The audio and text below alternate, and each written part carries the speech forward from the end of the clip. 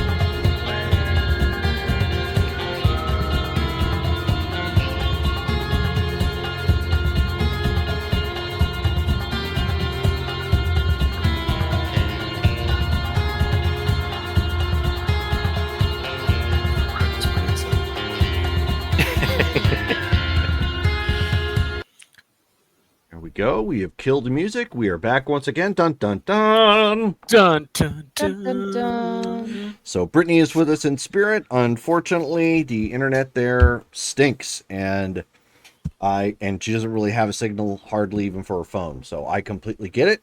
That was me last weekend. When I went camping, complete and utter dead zone. I had signal in two spots. One about a quarter mile up a hill from where I was camping. So I was literally that guy. Can you hear me now? Oh. Oh boy. And then I would eventually get a signal. I'm like, aha, I can send something. Or about a mile down the road out on the lake. So once I got in the middle of the lake, so the middle of nowhere, in the middle of nowhere, somehow we got a signal. I'm like, hey! And it was actually a pretty good one, too, oddly enough. So I totally get it. It's a bummer. Okay, so, but with that being said, we have a game to get to. We're not quite at the point where we're getting XP. Just a little bit offside. We've got one more day in this month to go, and next week and beyond, it's XP. But it And will not birthday. only be XP, but it'll be birthday Hey, XP. Exactly. my. So with a little bit of luck, be praying to the dice bot gods. We should be getting a little bit of Christmas in September. So, Let's go. all right. So Davey, you took notes last time, yes? I did. Davey, announcer voice, go. Last time on Mythic Savannah, what did the group do? Let's find out. In the morning in Savannah, Charles was awakened to Mikhail, the film producer, pounding on his door. He found a leading lady and he wants Charles to convince her to join the film. Joe gets a message to drive Charles around. Petra gets some disturbing information about the Gehenna prophecy of empiric end of the world scenario. Petra meets Sly for the first time. Sly is intrigued by a flyer that was left for the Society of the Weeping Moon. Cade slept well in the Airbnb. He searched for hauntings. He didn't find any, but the place was certainly ripe for hauntings at the Airbnb. Cade and Sly meet, and Sly is apparently Cade realizes that Sly is possessed by something. Sly realizes that Cade has a timeless quality about him. What does that mean? We don't know. Savannah at night. Joe, Petra, and Cade present themselves to the Prince of Savannah, Prince Huxley. Cade is vouched for by Catherine, an elder in Savannah. Cade is indeed a knight from the medieval period in England. Petra is called Marie by Catherine. Apparently, Petra is much older than she appears. Cade is conscripted into the Camarilla. He must answer the court's call should they need his services. At the backyard brawl, Joe and Charles show up. They have to speak with Jocelyn Myers. We get there Joe and Charles get there just in time to see Jocelyn take on Sarah Simmons. Jocelyn makes short work of her. It was bloody. It was messy. After the match, Joe and Charles approach Jocelyn, offering her the role of leading lady to the new film. She agrees to take $15,000, and Charles will set her up in a nice hotel. And that's all that happened in Mythic Savannah. Bum, bum, bum. Dun, dun, dun. All Might have been a right. little bit of an all push on that joining the movie bit. Yeah, Oh, there was right, an right, off push. Yep, there was an off push. There was a little bit of vampiric shenanigans. Yup. You also missed the part where Cade was gracious enough to not do an "I told you so" to everyone in attendance of his vouching, but he's very gracious because he's a knight. That is fact. Is proven. Mm-hmm. Carry on. He does have his knight card. Okay. So now we are picking up. So it's been about 5 days since the events of last game. Getting some more time into the city. Movie is progressing. Most of which right now they're shooting at night. For stunt work and some various scenes that they have going on. Joe is obviously involved on the technical side. They have her. This particular, because it's low budget, they obviously can't do as much with the cars as they want. So they've got somebody on hand to fix little things as needed to keep them up and running, because they are trying to run them hard. They're trying to squeeze in a little bit of car action into the movie on this small budget. And would I be able to kind of consult with them on that as well in terms of like, okay, this is how far you can kind of run it without burning out the engine sort of deal or stuff like that? You're also on hand for like quick repairs and whatnot. But what they're doing is, with your expertise, to try and basically save it. When they finally get to the point, like one of the big points in the film, which is going to be a part of it, which is, of course, a car scene, they're going to absolutely wreck them. But they're trying to keep them in one piece and get all the ancillary shots enough so they can piece it together and it looks right. So when they finally get up to it, it's like, well, we've got one take. We need to make sure we get this right, sort of thing. So, so that's kind of what they've been working on during this time frame. So picking up, so it is opening time at the bookstore. Did we decide on a name? Oh, yeah, I did. Hold on.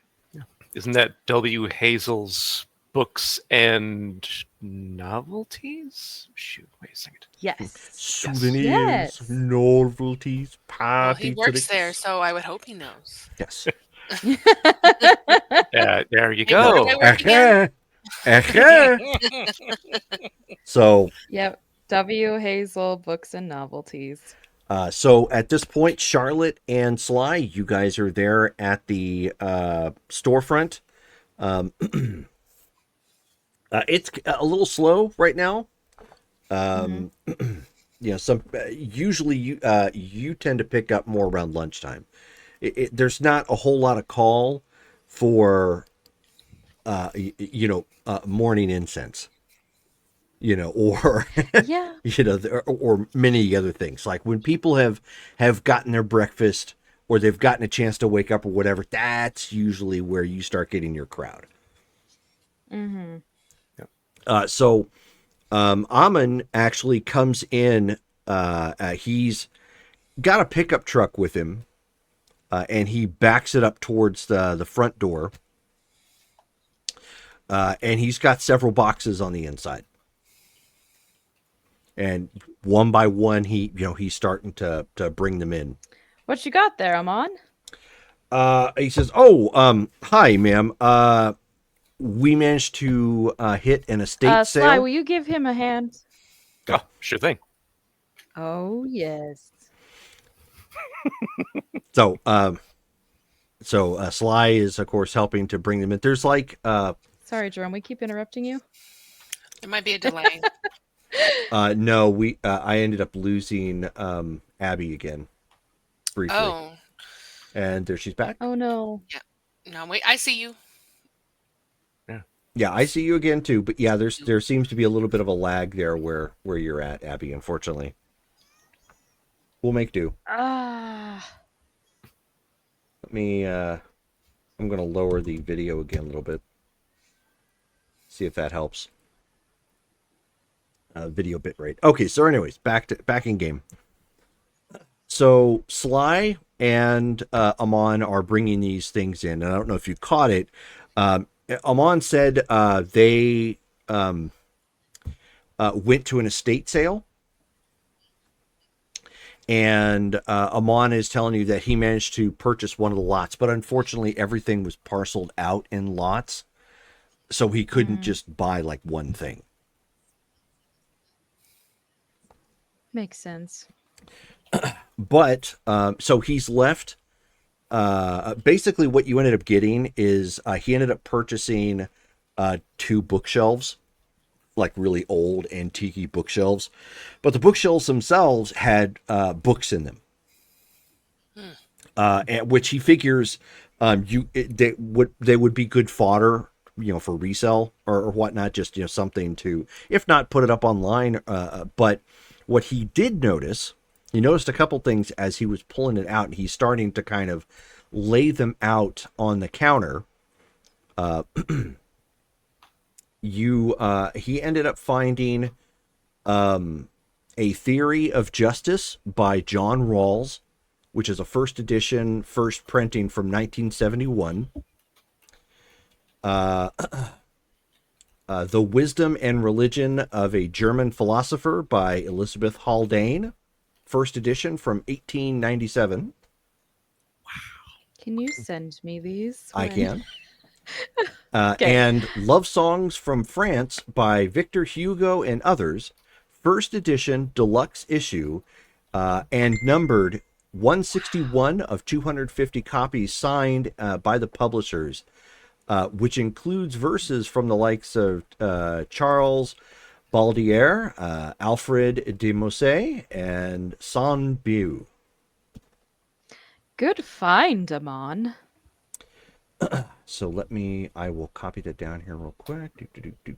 Man, George wants that last book. The French songs? I bet. I love Victor Hugo. He wrote he wrote Les Mis. Hunchback of... Oh, yeah. Yeah, so since George actually in character knows, some of these books go for as low as $500 some odd dollars. With the you know what? Let me get that Watch the bookshelves be haunted. I'm telling you. page real quick. Close tabs. If I die, I'm definitely haunting a bookshelf. Or Le a Boom. pencil. So so Amon said this was obviously based on what they were valuing the price of this particular lot. He says, but the book from Victor Hugo, he says, was somewhere around the range of $600 to $700. Yeah.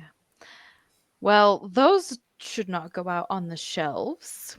He said, oh, no. go I back. purposely set them off to the side for you so you could make your determination what you wanted to do with them. Thank you. So the book from Elizabeth Haldane goes for somewhere in the range of $500. The Theory of Justice by John Rawls goes to almost $3,000. And of course, I already talked about the book by Victor Hugo. And how much did you buy these at the estate sale? He says the lot itself, including the furniture, it was in the range of $5,000. Not bad. He says Investment. He says it wasn't terrible. I kind of gambled. I knew about these 3 books that were in here. So I was hoping that maybe some of the other books might help make up the gap. And he says, Well, and the bookshelves look really nice too. And he says, and the bookshelves Maybe we'll are exchange them in the store. Yeah, the bookshelves are actually back at the home at home. I obviously didn't bring them here. He says, but like you said, that it may provide additional ambiance in here, for something, to go with what's here. He says, but this was what was interesting. He says, as I was loading the shelves into the house, he says something fell from inside the shelf. And then he ends up producing what appears to be like a leather-bound tube, almost like those old school map tubes like people would have. They didn't really have like wood per se, but it was like bound up in some durable leather with like a leather strap to keep everything closed.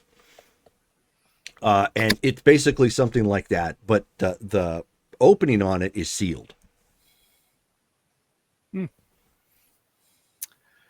Does it have a specific seal or just sealed? Looking at it, it looks like it's just sealed.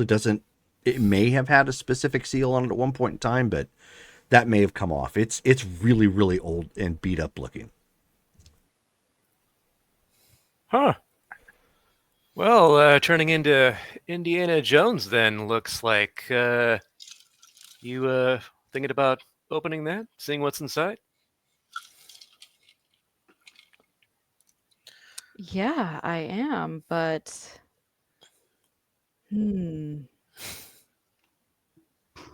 Brittany's in the chat maybe right we now should and said, take "Hey it guys, to someone." Hi. Maybe need to take it to a professional in case. See if we can find out its age before we open it. In case. Don't want it to get ruined by the moisture in the air. We are in Georgia. That's a good point. What type of professional opens an extremely old map tube? An antique, like someone who handles documents in a museum. You happen to know anybody like that? I could make a few calls and see. All right. I don't think we'll open it right now. Amon, can you take it back to the mansion? Oh, certainly. Would you like me to wrap it in a plastic bag or something? Linen. And she'll like go back behind the counter and like grab him something to wrap it in. So, I mean, with that, then he takes it and he goes back into the truck and drives away to go take it back to the house.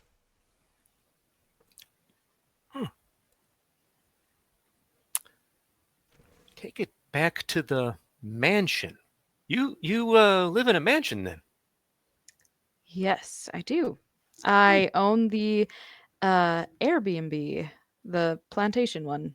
And I'm trying to remember, hold on, what it is called.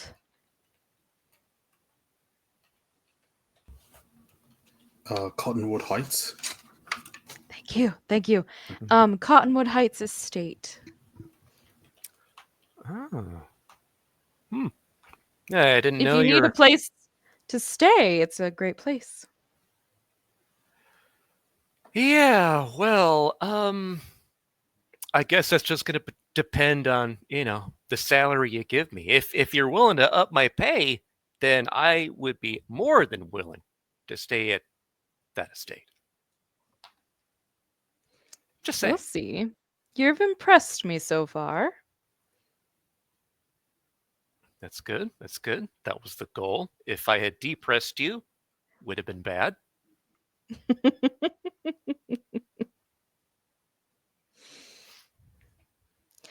Oh, I'm so curious. Hey, Jerome, can I like on my phone make a Google search and maybe find a historian that has professional document handling skills? So what you would need to do first is contact if you're going to go that route, is contact somebody who was in the antique business, because they all network around, they have their own pool of people that they go to, because it usually goes from identifying it to how much can we get for it. Right. That's the double-edged sword. You being as old as you are would know enough to know if you're inviting that in, that means more people are going to know what this is, which could either raise the tension and value or raise the danger depending on what it is. That's true. While not quite as grandiose as scale, think the Egyptian pyramids. Yep, when they see the big stone right there where a door should be, they're just like, well, if I doed it, I get a whooping. I doed it. And then, they die by 1,000 deaths of some sort of booby trap they didn't realize was there because they misread the hieroglyphs. Well, all the better we take it to the mansion and open it up in private and not in public anyway. Okay. That is doable. And you would have, you have academics, correct? Yes,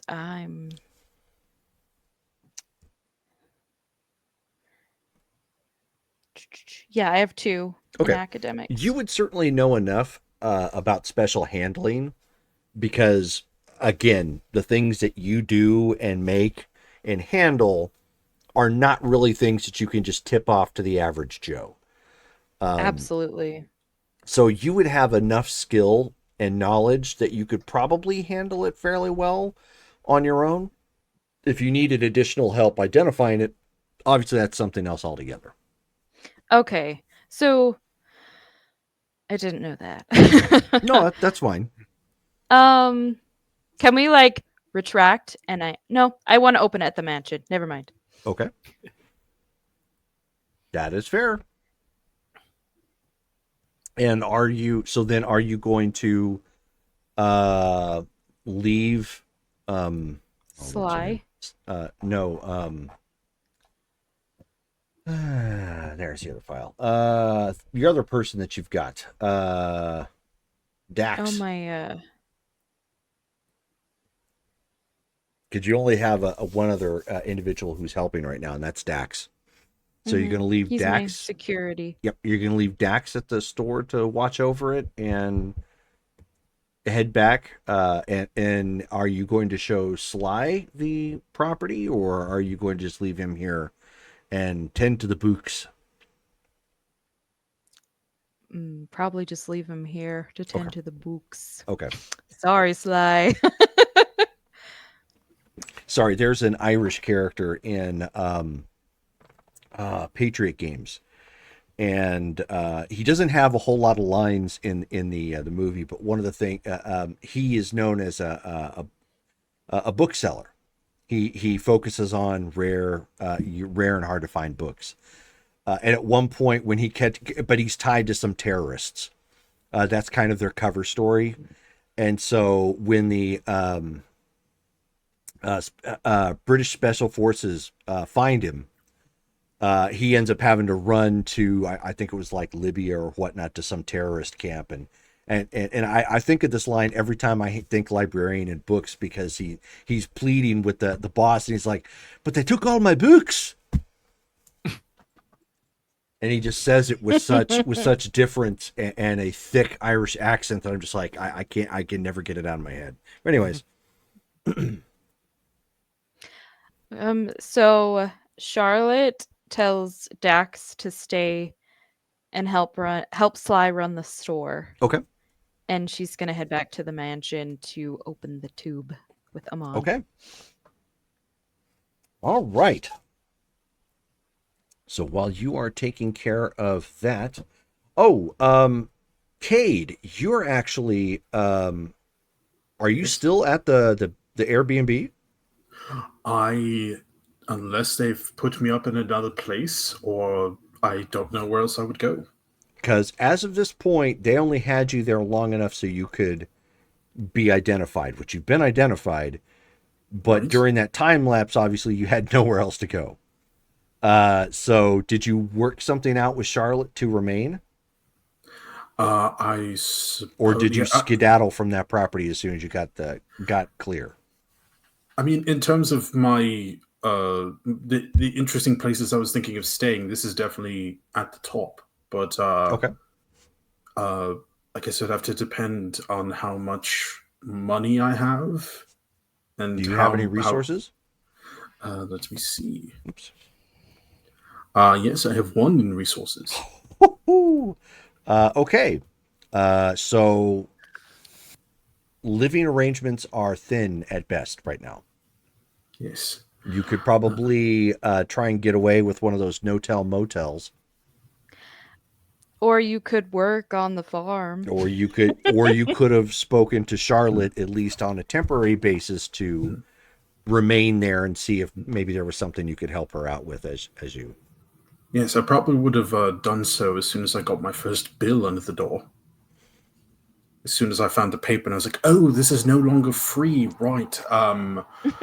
Yes. So, how would you like me to pay for this? There's not a lot of money in being a knight, but is there anything job-wise you need done? Any demons or dragons you need slain? No demons or dragons that I know about. Okay. But there's always help around the farm. Do you know how to farm? Uh, not not terribly well, but I'm sure I could figure it out. What do you need done? Well, it is peach season, so I need help picking peaches. Oh, so this is an actual farm. Mm-hmm. Partly, yes. Oh, Mm-hmm. okay. I see. When I guess I thought that this was just like a big, kind of like the pirate ship place, where it was like they're not really doing piratey things in the back. It's just all like a front. But there's an actual farm with peaches. Yes. I suppose would I just be picking peaches for 8 hours? Is that how this works? Yes. Am I paid by the peach, or how does this work? You pick the peaches and you get to Okay. stay here. Okay, so just picking peaches is enough to cover my living expenses to stay here. For now. For now, that sounds like it might go up. Like it starts with peaches and then it turns into something else. Are you? She tosses him a tight shirt.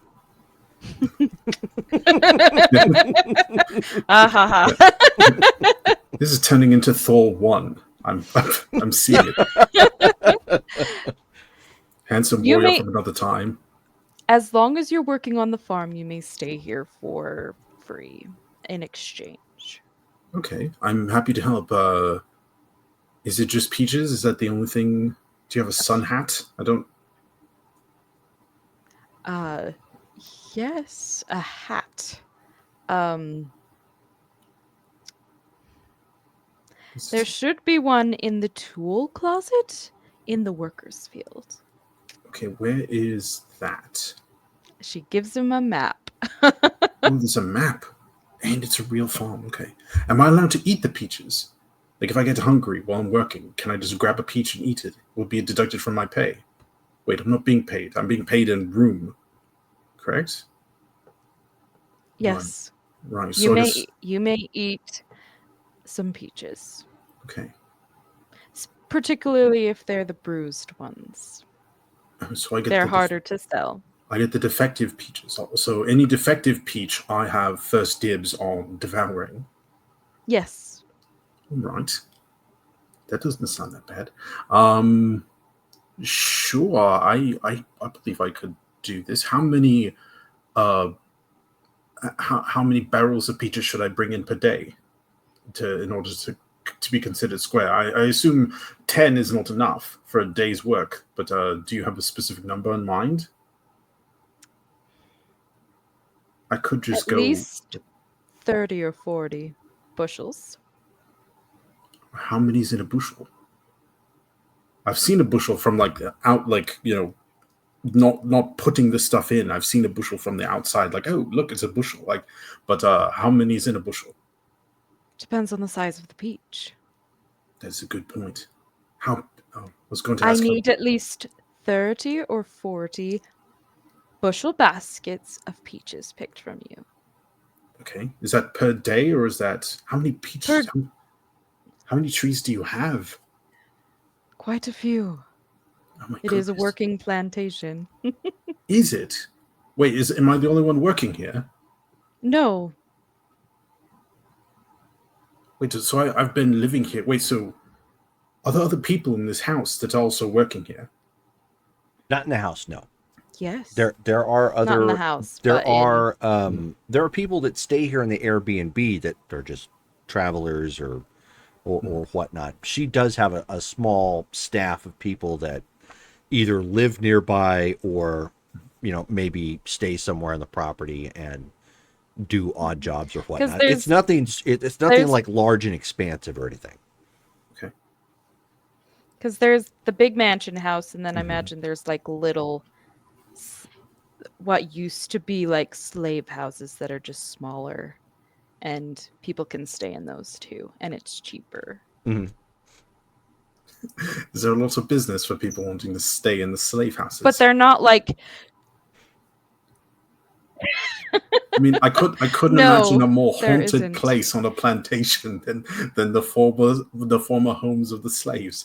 But I am willing to do this work if it means I don't have to They're pay not. anybody. They're rebuilt. Oh, okay. They're not the actual. Okay. They've been refurbished. I understand. They were rebuilt and refurbished. Yes. Okay. They're not the actual houses. No. Okay. That is just a load off my mind in a lot of ways. But yes, where are the bushels? As I said, there is a work shed, and there'll be someone out there, and they can show you where. I'm just taking up your accent. Blah, blah, blah. How dare you! First, you're forcing me into servitude, and then you're stealing my accent. Technically, if you want to stay here, you must work for me. So yes, that's true, mistress. I will do as you say. I need a place to live. That tight shirt is sounding more appropriate now.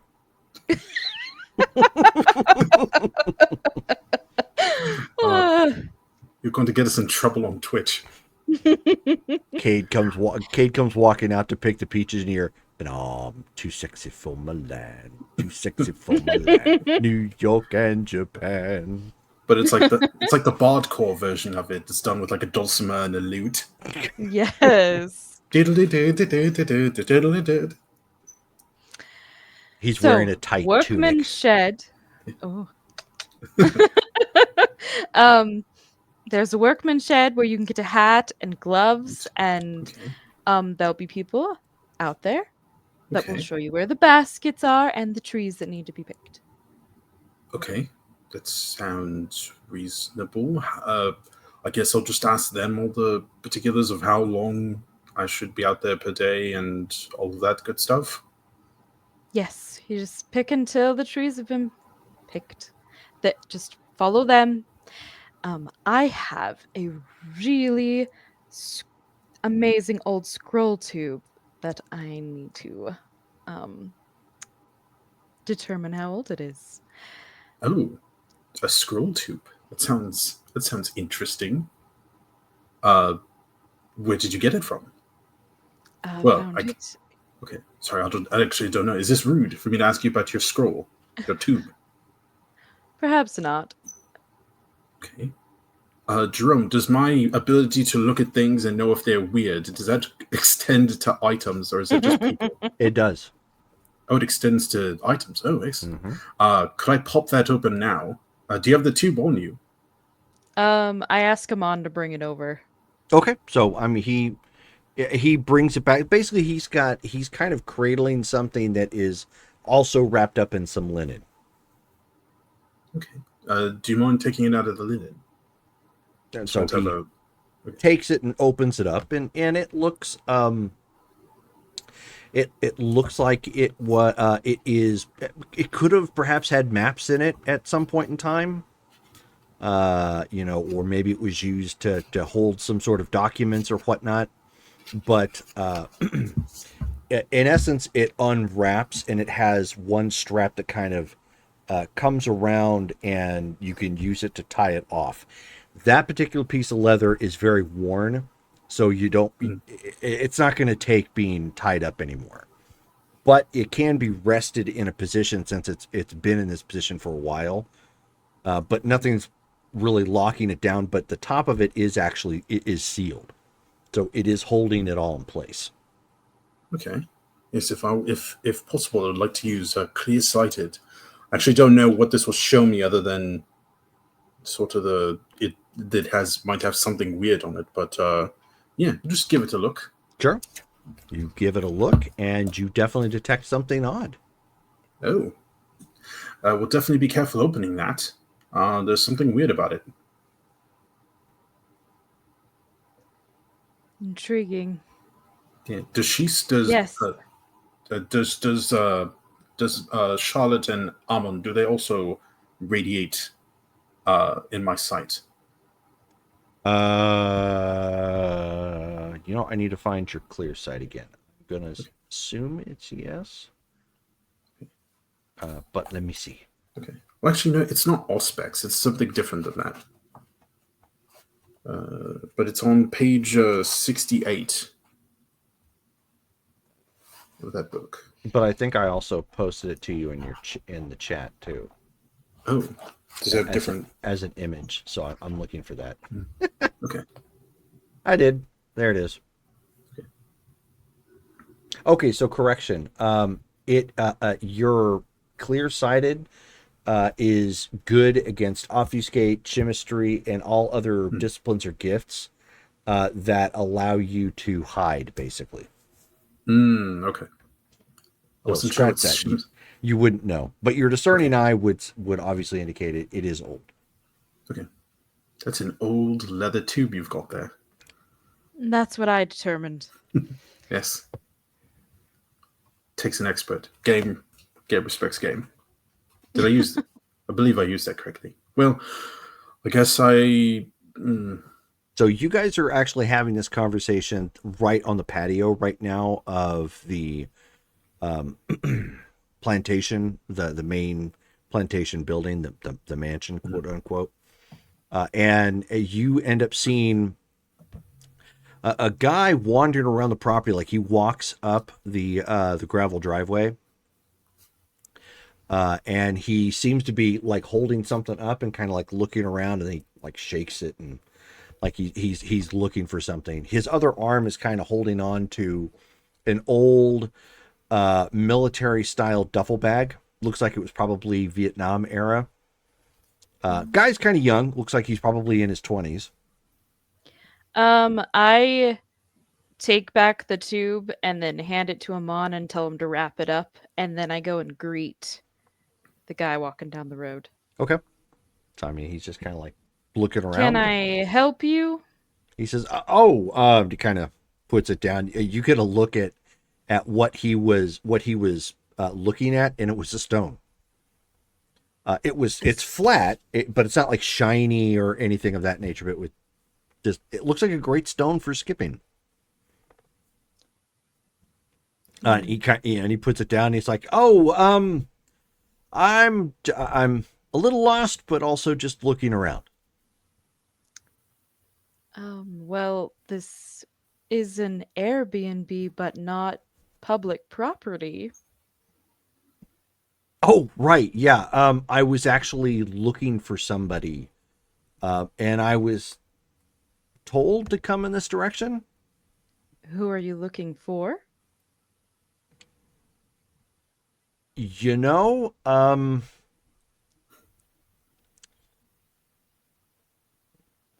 Mr. Griffin? Yes, Griffin.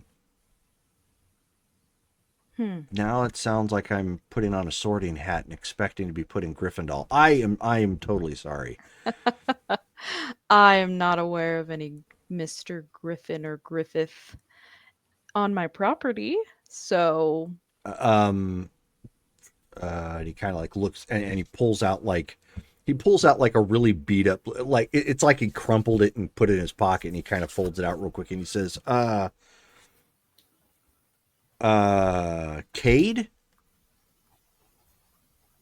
Oh. I think Cade. I can't really read my writing right now, but it looks like Cade. Mm-hmm. And who are you? Oh, my name is Nigel. Do you happen to know him? I may know him, yes. Oh, good. Fantastic. So I guess I'm not quite as lost as I thought. So, do you have some finding stone or something in your hand? He says, "Oh, it's not really. No, it's like a lucky rabbit's foot, but it's a stone, smooth." Hmm. Give me a moment. Wait here, please. Oh, And I will absolutely. walk to Cade and say, "Do you happen to know a man called Nigel?" Jerome, if I heard, have I met Nigel before? No. No. Who's Nigel? A man that says he's looking for you. He was using some sort of stone, a lucky stone. Says it looked as if he was looking for you. And he used my name. He said Cade. Interesting. Yes, but first he said Mr. Griffiths. Where is this fellow? You He can't miss him. is. He's actually standing like right out where most of the cars park, just kind of like looking around and kind of taking in the sights. Okay, all right. He's just out there. Short brown hair, little on the thin side, but athletic looking. Average height. Okay. Okay. Then yes, I will. I'll walk over to this Nigel person. See, hopefully he's not going to bash my head in with that rock. But yeah, yeah. And so, yes, I hear you were looking for me. Can I help you? And so he sets his bag down real quick and pockets the rock. And he extends his hand and he says, "It's good to finally meet you. Difficult to find you. Sorry. Manners. My name is Nigel Fitzgibbons. I'm your new steward." Oh, excellent. I assume I would have been alerted that I was getting a steward. Yes, Jerome? Would it help if I didn't speak in the accent when I'm addressing you? So that way you know. No, you're fine. Okay. And again, there's not a whole lot of communication much anymore. Okay. A lot of those lines of communication have broken down. Okay. Then in that case, I retract my pleasant surprise and I replace it with suspicion. So tell me, okay, Nigel, who is the one who has appointed you as my steward? He says that would be the our current Knight Templar. And then he kind of looks around real quick and he says, "Wait, should we really be talking about this in the open, sir?" Probably not. I was hoping you might whisper it instead of yelling it out loud. But I am, in my defense, a little new at this. Hey, it's all been our first day at some point. I understand. Yes, and I will say, well, Nigel, come along with me. Actually, Nigel, you wouldn't happen to have any money, would you? Well, yeah, I have some. Why? What? Okay. Well, so the reason is I have been staying at this Airbnb, but I'm essentially working for my supper, as it were. I have no problem doing so, but I'm not sure if I was going to ask if you had money. Then, because if not, you're going to end up with in the field with me picking peaches, which I suppose would help it make it go faster. But I just wanted to see, But hold on. Yes, Charlotte. Yes. Yes. Would it be possible, would it be all right if I spoke with Nigel in my room and then afterwards I ran off to go do the peach picking? Is that fine? You are on the clock. Okay. Wait, hold on. When did the clock start? When we made our deal, I need 8 hours of picking from you. He may go with you. Oh, okay. Sure. I guess Nigel, follow me. You can pick later in the night. It's a lot harder that way. It wouldn't be a problem, but I'm also I'm a bit on call, as they say, for the group, the Savannah Betterment Society. I don't know if they had a name, but I think you're part of the same group. Yes. Mm-hmm. I suppose I can let you go this time. Okay. Well, I guess as long as I get my 30 bushels. But yeah, we just he and I have something to discuss, and we could have that discussion out in a peach field surrounded by strangers and who knows what, or we could have it indoors, and then I could run out and pick peaches after. Is that all right? Yes, go right ahead. I have the sitting room or your sleeping area. Excellent. Sleeping room it is. Thank you very much. I will pick some peaches and enjoy your leather tube. All right, Nigel, come on. And then we'll take him up to my room. Okay. So he grabs his bag and he follows. And as you're kind of walking along, he's like, I was actually really hoping you could kind of fill me in on more of what we're supposed to be doing. There's certain things we can, I would be able to fill you in on, but it's really more of at the moment, making sure that you are who you say you are, and that there's an understanding of kind of what this relationship is going to be. Because Jerome, I've had stewards before, but it's been a while. It has, yes. Yes, and so have I had one in the common era, or it's been decades? I would say, we haven't really dived into that, but I would say it's been probably 100 years easy. Okay, so the nature of what I need is going to be a little bit different than the 1900s, but right. Yes. So we will need to discuss exactly what if you're truly here and we are going to be working together, the discussion of what you'll need to be doing, what you'll be doing, we need to have that discussion. But for now, yeah, let's have a bit of an interview. Sure. That makes sense. Okay.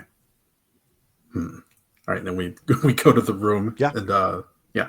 So he just sets his things down and finds a chair probably adjacent to the bed that you'll be sitting on. Mm-hmm. Okay. All right. So Nigel Fitzgibbons. Is that your real name, or was I supposed to be equipped with a fake name? You should. I got a semi James Bond kind of feel here, but they didn't give me like a number or anything. Right. Well, in the future, I would advise you from giving out your full name to anyone, because okay, if presuming that we are going to be working together, which right now we'll see. I got a good vibe off you, Nigel, but we need to see eye to eye.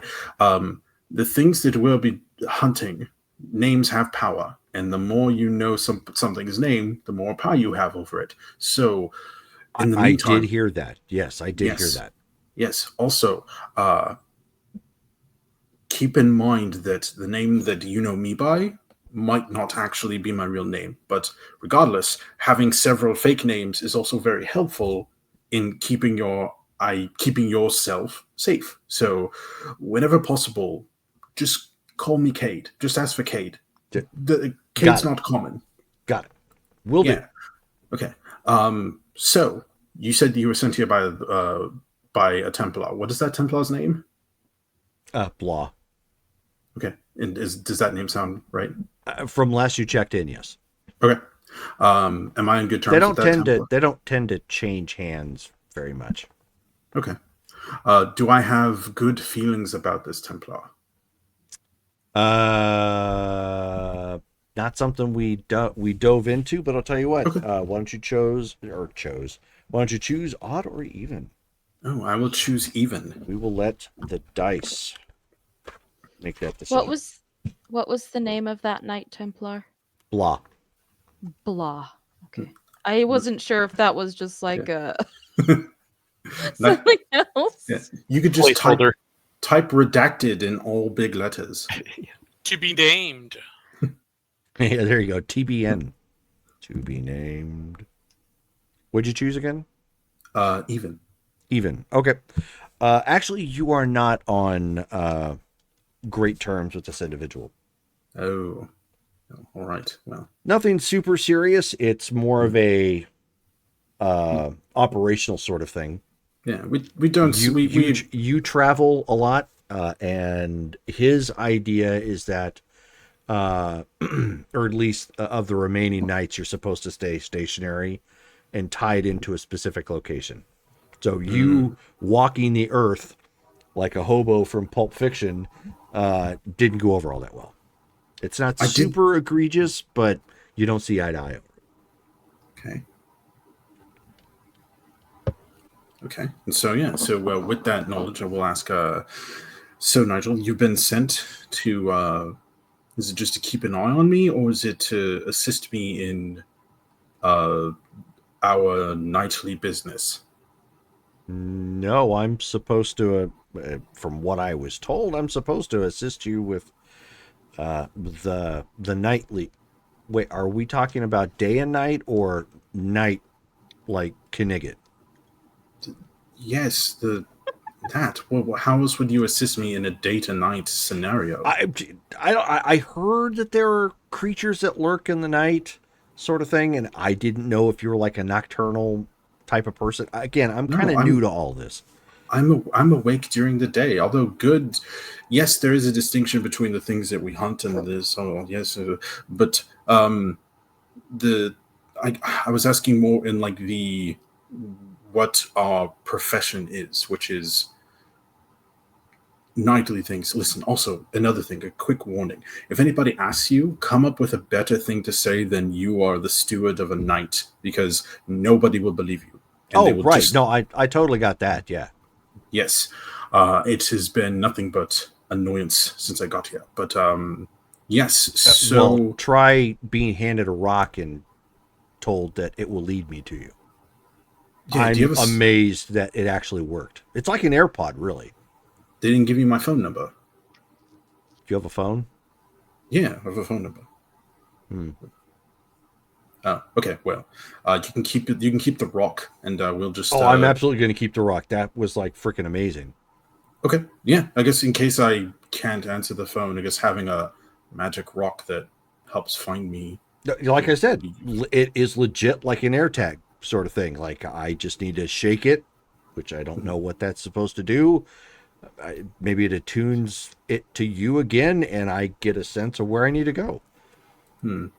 Also, don't know how I feel about the having. Well, I guess it's not that bad, but it is kind of troubling that they could just find me wherever. Oh well, it's not that big of a deal. Nigel, other thing. You're not being sent here to spy on me, are you? Like, I know that. How would I spy on you? What I mean is, Nigel, is that I am aware of my relationship with Templar Redacted, and I want to make sure that you understand that my position and the things that I'm doing, well, that we don't see eye to eye necessarily. The things that I'm doing are important, not just to what our mission is, but to the people that we are here to help. And No.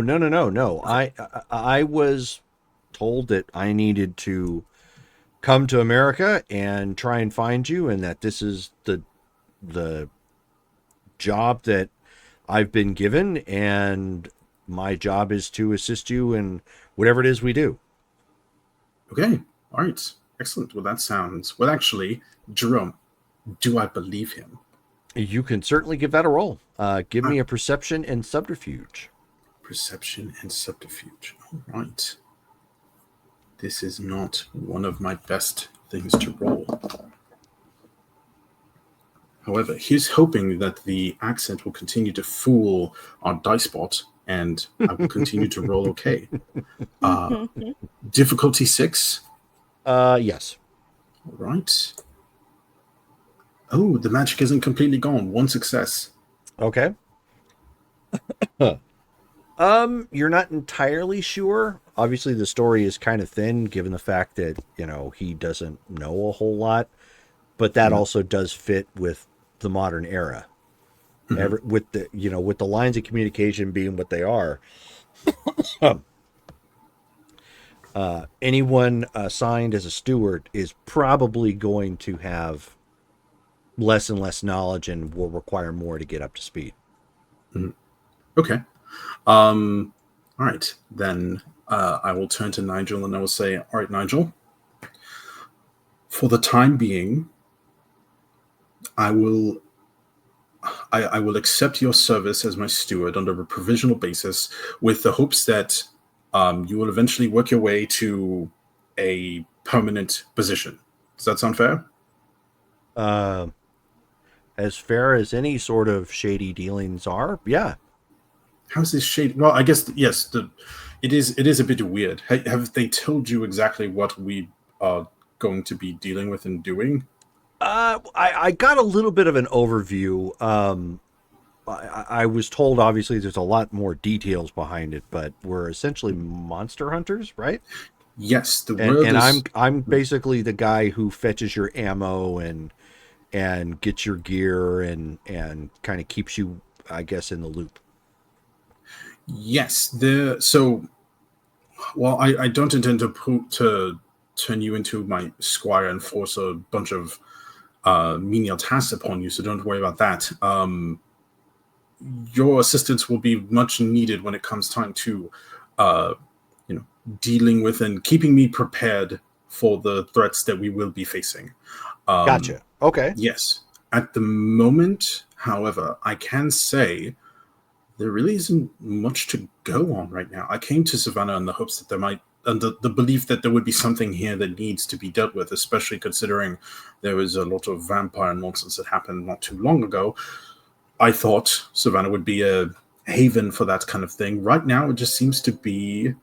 There's activity, but nothing that needs to be dealt with, which is, I guess, a nice break. However, the past 5 days have probably just been filled with me reading books that I found, thinking about this weird guy I met who had a weird aura, that maybe he's possessed, and soon it will also be picking peaches in a plantation. So she was serious about that. Yes, because I don't have that much money on me at the moment. The way I'll be paying my stay here, which honestly, this place I much prefer to Hilton or any other cramped hotel. Plus, it also does help that she is also. I won't go into it too much because I don't want to violate the trust of the matron of the place that I'm staying. But it's not a bad thing. Oh, there's so much to talk about, but so okay. She's a special. She's a special then. Yes, not sure. Not what. A monster, but something else. Yes, at the very least, there seems to be some sort of. Have they told you about the vampires and their societies? I know a little bit. Like, I know vampires are real. That's kind of. That was my. That's how I got looped in. Okay. Yes. So there is a vampire society here in Savannah. Of course, that's not that weird. They have already made contact with me. They were able to pick me out. So I'm allowed to be in the city as long as I maintain the rules. We don't let any mortals or any other normal people under. They are not to know that there's anything weird or supernatural happening in the vicinity. So that is important. And yes, this person is a part of it, but they are not a vampire because they're out in the sun. And they have a plantation where they make people pick peaches, which is fine. It's better than paying rent. But yes, so we need to be on our toes, as it were. But at the moment, there's not really much to do. Maybe that will change. They're filming a movie. Oh. Well. No, not the vampires, but there's a movie being filmed, I understand. But yeah. Yes, is there anything else you need to know about me? Because at the moment it's been rather pleasant. It's been a nice vacation. No, I'm good. I should probably tell you a little bit about myself. Oh, right. You've already Yes. got my name. Mm-hmm. Get I a fake am one. okay, yeah, working on that. Um, I am a former extreme sport athlete, What? biking and skateboarding predominantly. All right, I'm trying to connect the dots on this. So you were a former extreme sports athlete, and now Your steward. you're yes. How did that happen? I guess you're about to tell me. I apologize for interrupting. Oh no, that's quite all right. Because you go from that to me holding a rock. Yeah, I get it. It doesn't make a whole lot of sense. It requires some faith. Oddly enough, faith is how I got in this position. So, Right. and he proceeds to tell you basically like, he was a pro back in England, doing his thing, but obviously there wasn't a whole lot of call for it. So he had to come to the United States if he was going to get really anywhere as far as what he was wanting to do. He was actually trying to go so far as to qualify for the Olympics. Mm-hmm. So he knew he was going to have to come here if he was going to do that, like if he was going to get serious about it.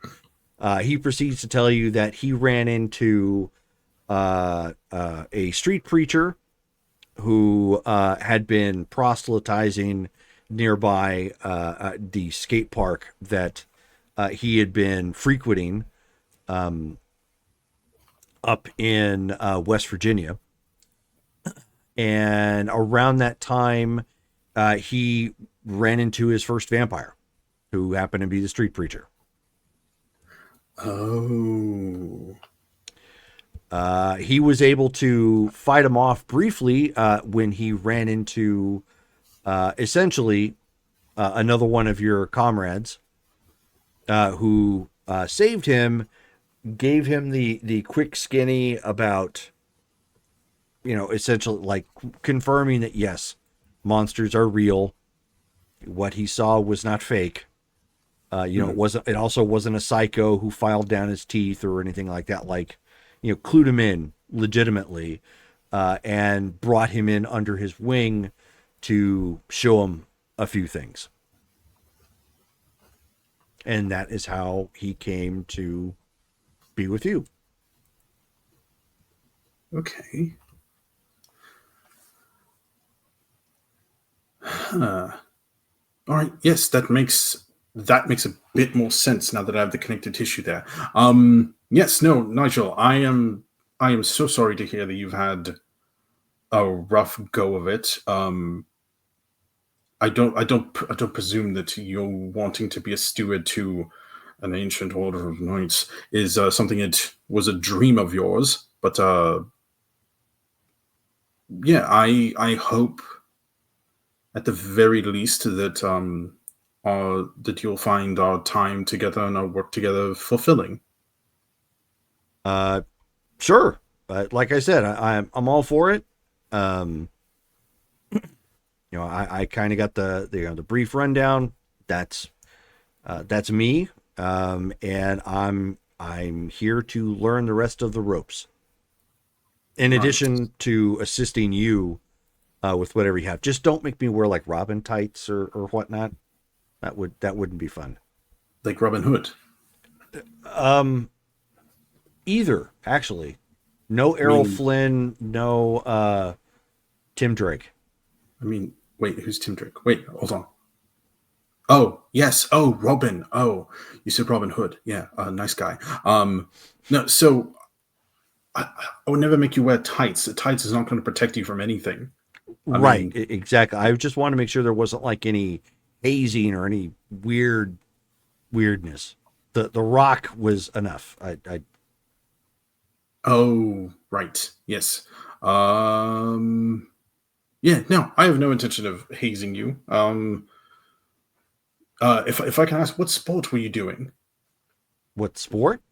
Yes, you said you were an extreme sports athlete. Oh yeah, biking and skateboarding. Skating. Okay. Oh, all right. Do you bust out the skates every now and then? He's like, what do you think's in my pack? we are going to cut a very interesting figure. Like when I come charging sword first and you're rolling up on your skateboard. This will be a lot of fun. But He says, I mean, it worked for Night Thrasher. Who's Night Thrasher? Oh, you're not familiar with the New Warriors? Hold on. Marvel Comics? He pulls out his phone and he starts looking through the lists of movies he's supposed to catch up on. I don't see... Wait, what was the name of it again? Oh, Night Thrasher. He's not in a movie. It's a comic. Oh, okay. I've seen some of those. There's a lot of them. Yeah. Is that a good one? Well, I mean, I thought so. I don't know if it's still print right now. It was like the good stuff was like late 80s, early 90s into 2000. Okay, don't remember if I was awake during that, but yes. Okay, well, we shall continue to catch up. However, I need to go and pick peaches. I don't know if you're if you have the money to stay here, if you want to get another room. I guess I don't know if I'm allowed to let you stay in mine, but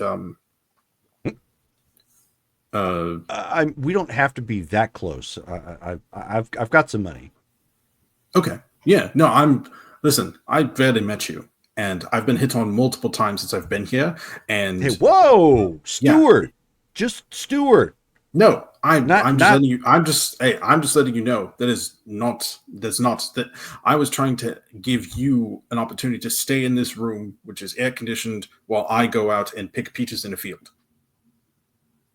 So we went from weird stuff to me being a pet that needs a window cracked? No, I was trying to be cordial. If you want to get your own room, go for it. We already settled. Yeah, I'm totally getting my own room. All right, it's cool. All good. Well, all right. Well, I need to go find a sun hat, so I don't get sunburnt while I'm out picking peaches. Do you have to worry about that? I thought you were like immune to burning or whatnot. I mean, I'm from Wales. I should just do it. Like, who's going to believe? I'm going to go out there with my... Okay. I get it. You're trying to keep up with the vibe. All right. That's fine. Yeah. I'm picking up what you're putting down. Right. Okay. Off to work. Okay. Evening time at this point. As you have gone off to go, and I'll get back to you in a second, Charlotte. So evening time. So Joe and Charles at this point are on site for the movie. They are getting a shot set up and getting everything ready for that specifically. Those are my NPC notes. Hang on a second. So, Charles, why don't you give me since it's staged fighting. Sure. Why don't you give me some dexterity and athletics? Ooh, okay. Difficulty 6.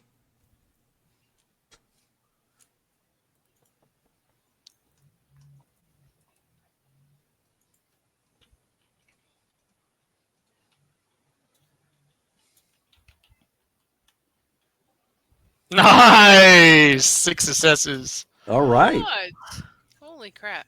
So you've been working it, to start the night off. You came limbered up and warmed up. They've got a scene in this particular one where you are like in the midst of trying to fight some people off. They stage this explosion. Obviously, it doesn't look anywhere near as cool as it's going to look when they get it in post. But you're doing your thing, and then they've got a cord that they pull back on you to make it look like, suddenly an explosion went off. Mm-hmm. So you're faking the kicks and kind of throwing out a hand because you can't punch for a damn. But you're moving real well. And then you time it just right, like when they go to pull back, like you throw your hands and arms out and you like get air and come back into the cardboard boxes, which, true note, if you watch any action film, especially during the 80s and 90s, cardboard boxes. Yep. That's how you know it's serious. Somebody's getting knocked into the cardboard boxes. True. And they basically got a crash pad like right under it that's designed to look like the road sort of thing. So when you get blown back, it looks like you got knocked over and you're probably really hurt. But in actuality, you connect down onto the pad without a problem. Nice. Joe at this point is on site. There's not a whole lot for you to do just yet because they're doing the people stuff, not the actual vehicles. But you're on hand anyways in case they have something that they're going to change. No, that's totally fine. And actually, and you said it's been about 5 days, like a week or ish, since we started and stuff. So in the interim and stuff, she will actually be, like, kind of actively visiting Jocelyn. Okay. On the set. All right. Just sort of being there when her like scenes are at and stuff like Sure. that, and just sort of supporting. Okay, so she is, even though she is the love interest in the movie, she's kind of taking up a Cynthia Rothrock kind of role. So they've got her doing like splits kicks, and like scorpion kick, like we grab from the front and kick behind and connect them with the head sort of thing. Doing some of the little bit more stereotypical Hong Kong action sort of things. And she's doing really well for what it is, because they're purposely trying to they're protecting her in a sense because she's not a trained actor, but she is a professional fighter. Yes. So they're allowing, kind of like when you would see wrestlers who would cross over into films, and for some stupid reason, the stunt guy would have him do a wrestling move, or something, and it's like completely out of place to film. But in a non-cheesy way, that's kind of what they're doing. They're playing to her strengths and letting her do certain maneuvers and whatnot that she can actually do because they know it's going to look good. The only problem she's really having is she's used to actually doing it. So she's given some receipts and goose eggs and whatnot. Receipts in wrestling terms is, actually connecting with somebody and paying them back. So she's actually doing that, and it's a little rough on the stunt crew, but she's getting adjusted. Cool. Good for her. And then we end up coming up to we end up coming up to a scene where they're filming one of the street racing scenes where they're like peeling around a corner sort of thing. And the line that Charles has when they're first going into it, it's Jocelyn and Charles in the car. Like Charles leans over to her real quick. He's like, "This time it's for real," and slams on the gas and purposely squeals the tires and slides around a building. So Charles, why don't you give me a dexterity and drive check? All right. Difficulty 8. Oh, Difficulty 8. please don't kill her.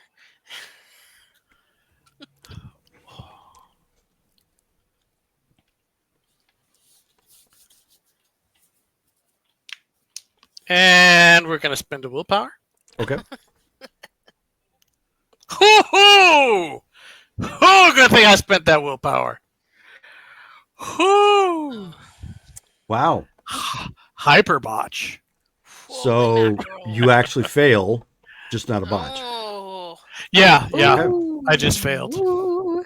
So you nail your line and you throw it into gear and you go sliding around, and like as he starts to make that turn, he made it like way too wide, and the it clips the bumper.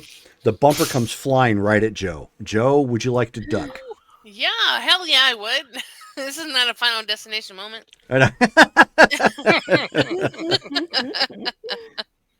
So go ahead, roll your dex and so- athletics. Okay. Okay. One dex. Not that In- much. I'm gonna burn a will for an auto. Okay. Okay. In I only have fairness, 3 dice to roll. What's my This- difficulty? 6 or 8? 6. Okay. All right. Rolls. All right.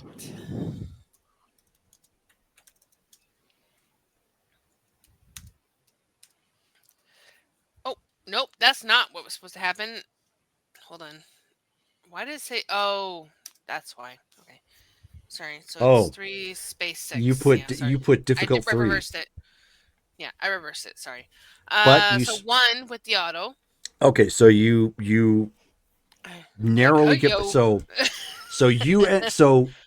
at the last minute you see it like you had turned real quick, grabbing something from the table, because they usually have like a table of snacks and whatnot. I forget what the terminology is again. But basically a spread, and you turn around, and just out of the corner of your eye you see something large and metal come flying right at you, and as you duck, as you just kind of instinctively kind of lean down and duck, it hits you in the head and just kind of, but the impact goes across instead of right at you, so it grazes you for one point of bruised. Okay. It's more of a just kind of like a rug, rubber, because you just narrowly just as it goes flying over, but because it made a little bit of connection with you, it kind of goes end over end, and slamming down, like it's getting beat up and bent even more as it goes down the side of the street, and cut, and at this point, the director, comes running up, and he's super angry, and he's just like, Charles, what are you doing? You're making mess of car already. I'm sorry. I apologize, Mikhail. I apologize. So we can do it again. We can do Joe's it again. is like down here. She's like, "What the fuck, man? We can do it again. No, you're more concerned about the fucking movie than you are about my head. Look at this." Well, yeah, you should probably get that looked at. Okay. Well, no shit, Sherlock. No more filming tonight. Then I guess we'll have to get her to a hospital. No. I'm fine. Okay. Keep filming. She's just gonna fucking just push you at this point. Okay. What is your problem, dude? So roll strength and athletics, and Charles, go ahead and roll dex and athletics, or actually you don't have any sort of equivalent to brawl. You have kicks, and you can't really block it with a kick. So for you, it's just going to be dex and athletics, and strength and athletics. Strength, athletics. Dex and athletics.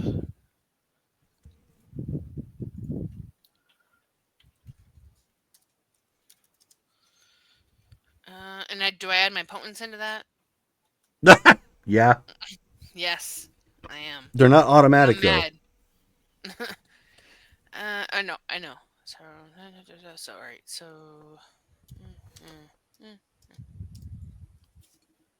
one. Okay, so he sees it because you're storming up to him and whatnot, and you go to push him, and he dips a little bit out of the way, and you end up like jamming your hands into the roof. Just he's gonna put the car in reverse and take it back to the beginning. Dude, you gotta pay attention. Like, my insurance does not cover this. Ours either. Well, stop trying to get me killed then. It was an honest mistake. And so like Mikhail's like, no, we cannot do this shot right now. You have damaged the car. We need to get it fixed first. See what you gift to me? Isn't that what you're here for? Yeah, but you do it when you're doing this shit. I mean, come on. Like, you cause me more issues than ever. And like, man, they're getting their money's worth out of this. You from better me. believe we're I'm getting our telling money's you. worth. And he's like, Charles, do we need to have stunt double for the Yes, we drive do work? need to have stunt double for the driver. Okay, then you need to get out. We've already got the Yes. other shot. Just go ahead and get out. Excellent. Okay. Hold on. If you're gonna pay someone to do this job, you better take it out of his paycheck first. Yeah, she's all about that. Yeah. So he's like, it's this part is already taken care of. Just we will have car taken off to the side so you can repair and shop. Please get it done lickety split. I know the drill. He damages more shit than I can even repair sometimes. Like, and I'm with the shop. Come on. She just walks off in a huff. Okay. And so he's basically doing one of those Will Smith things to Charles, like, with Joe as she's walking away. Like, look what you caused. Just like, And he's like, "What did you want me to do?" Like. I expected you to make turn. It's cheaper when we have you behind the wheel doing these stunts. You're supposed to be good stuntman. Yeah. But you cannot drive. I cannot drive, no. You were oversold. And then she walks away. Can you fix the car, please? Thank you. Well, I can at least do my job. Well, can you do it? Can you go ahead and do it and quit lipping around? Jocelyn at this point is just snickering. Put these lips towards this, and she just does a crotch shot. Oh! Nobody wants your smelly fanny. No one wants you to give it either. Okay. And Mikhail's like, I have set of 3-year-olds. What is happening? Well, all right, everybody, take 5 while we reset. I hope that exchange makes it to like the credits blooper reel.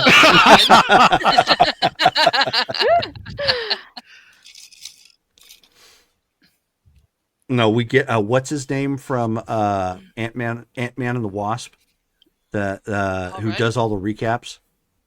Oh no, we have someone like that just do the recap of everything that happened behind the scenes. So as that as that is happening,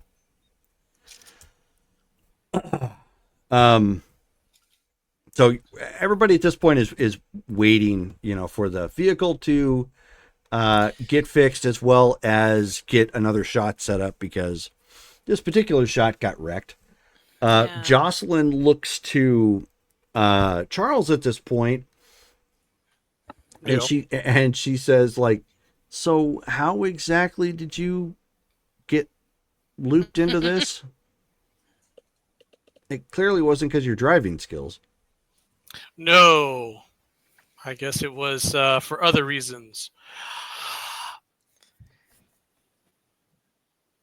So, are you doing okay? How you been? How's the hotel treating you? So she's kind of looking around. She's like, yeah. You doing all right? Hotel's fine. Oh, good. I'm glad. So, how did you again? Like, what are you known for? Like, why is this your film?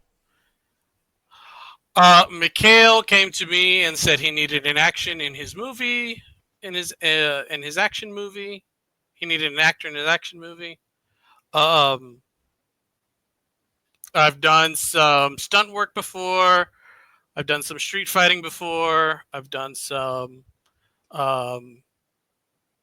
stunt work, and some acting. Done some commercials. Nothing too big. Yeah. So you're an actual fighter, right? Why haven't I heard of you? Acting took place instead of more fights.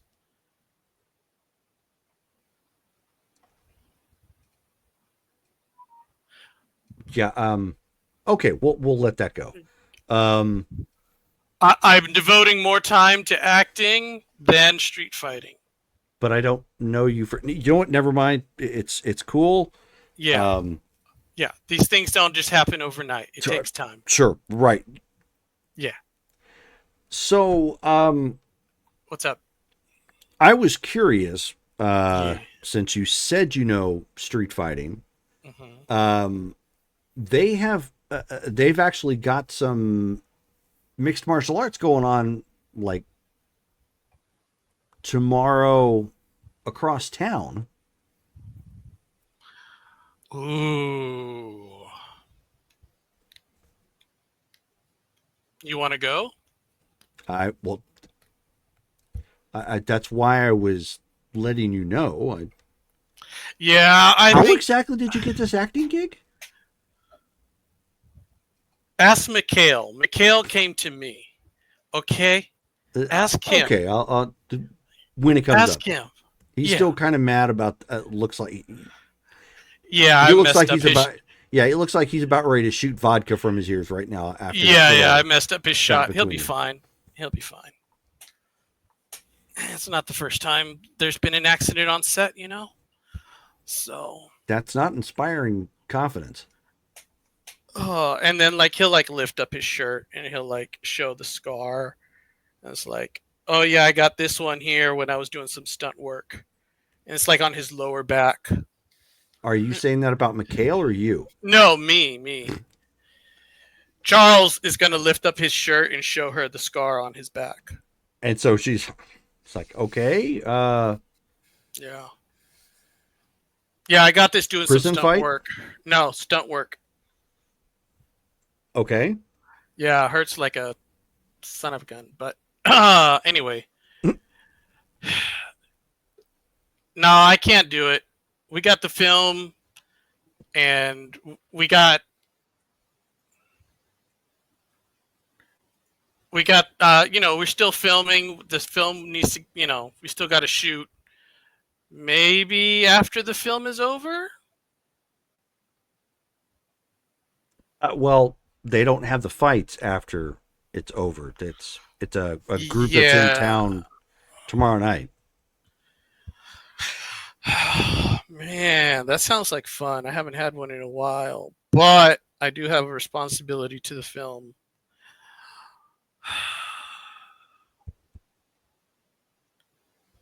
Hey, Mikhail!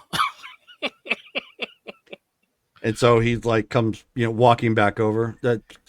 What is it? What is going on? Hopefully nothing else is wrong.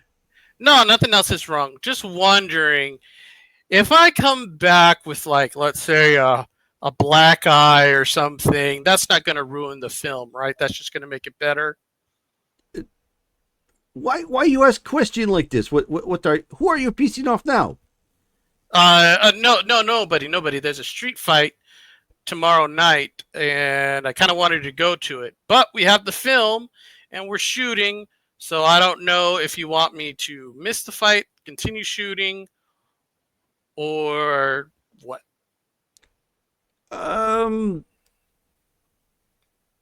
Well, you're a star. We have to kind of do what it is that you want to do. We will maybe do shots during day, and we'll do some late at night. Okay, yeah. We flex schedule a bit, yes? Okay, that works. And he'll like turn to Jocelyn. All right, you got yourself a deal. She's like, okay, well, I didn't know if it was that easy, but all right. Yeah, I wanted, you got to make sure with these things. It's a production and people have spent money on it and you don't want to waste people's money. So, yeah, all right. Well, so she, tips her hand at that point and walks off because they're gearing you up for another shot now with, a bunch of other people to go fight. Okay. Because they literally had to change the whole thing for that night because of the car. Yeah. Yeah, that's going to be a good 8 hours. Oof. Fixing the car. That fender. What kind of car was it? Was it like a brand new one? Was it one of those 70s? No. It was an older car. It was a muscle car. We'll say it was a Purple neon. yes, the muscle car that is a purple neon. This time, it's for real. It was a Chevrolet Chevelle SS. Oh, 454. A Chevelle! Ah! Oh. Ouch. Rue! Should not have crashed that. I should not have crashed that. Wow. And yeah, Joe is very disappointed in terms of the wreckage that you've caused with this.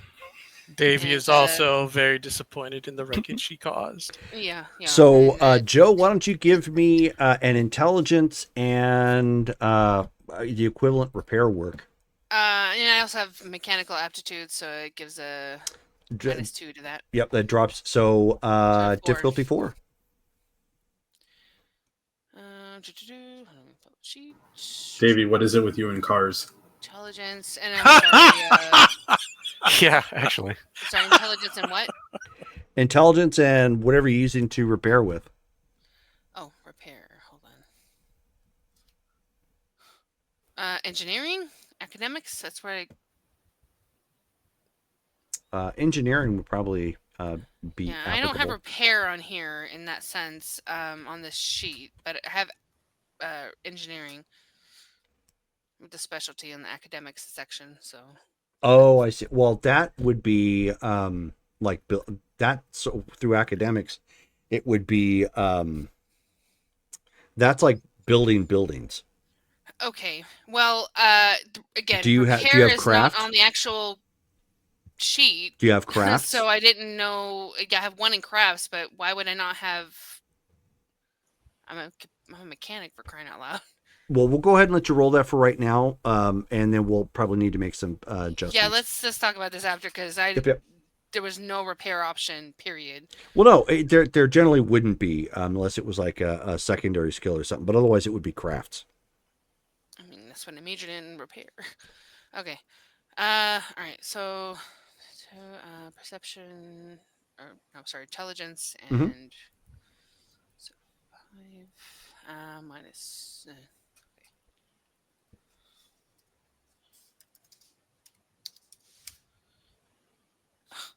Nothing. How do I get nothing on a difficulty of 4?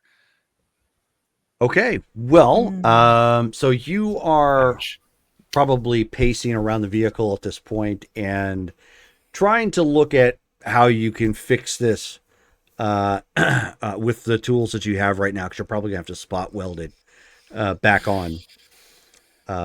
As Jocelyn comes walking back up,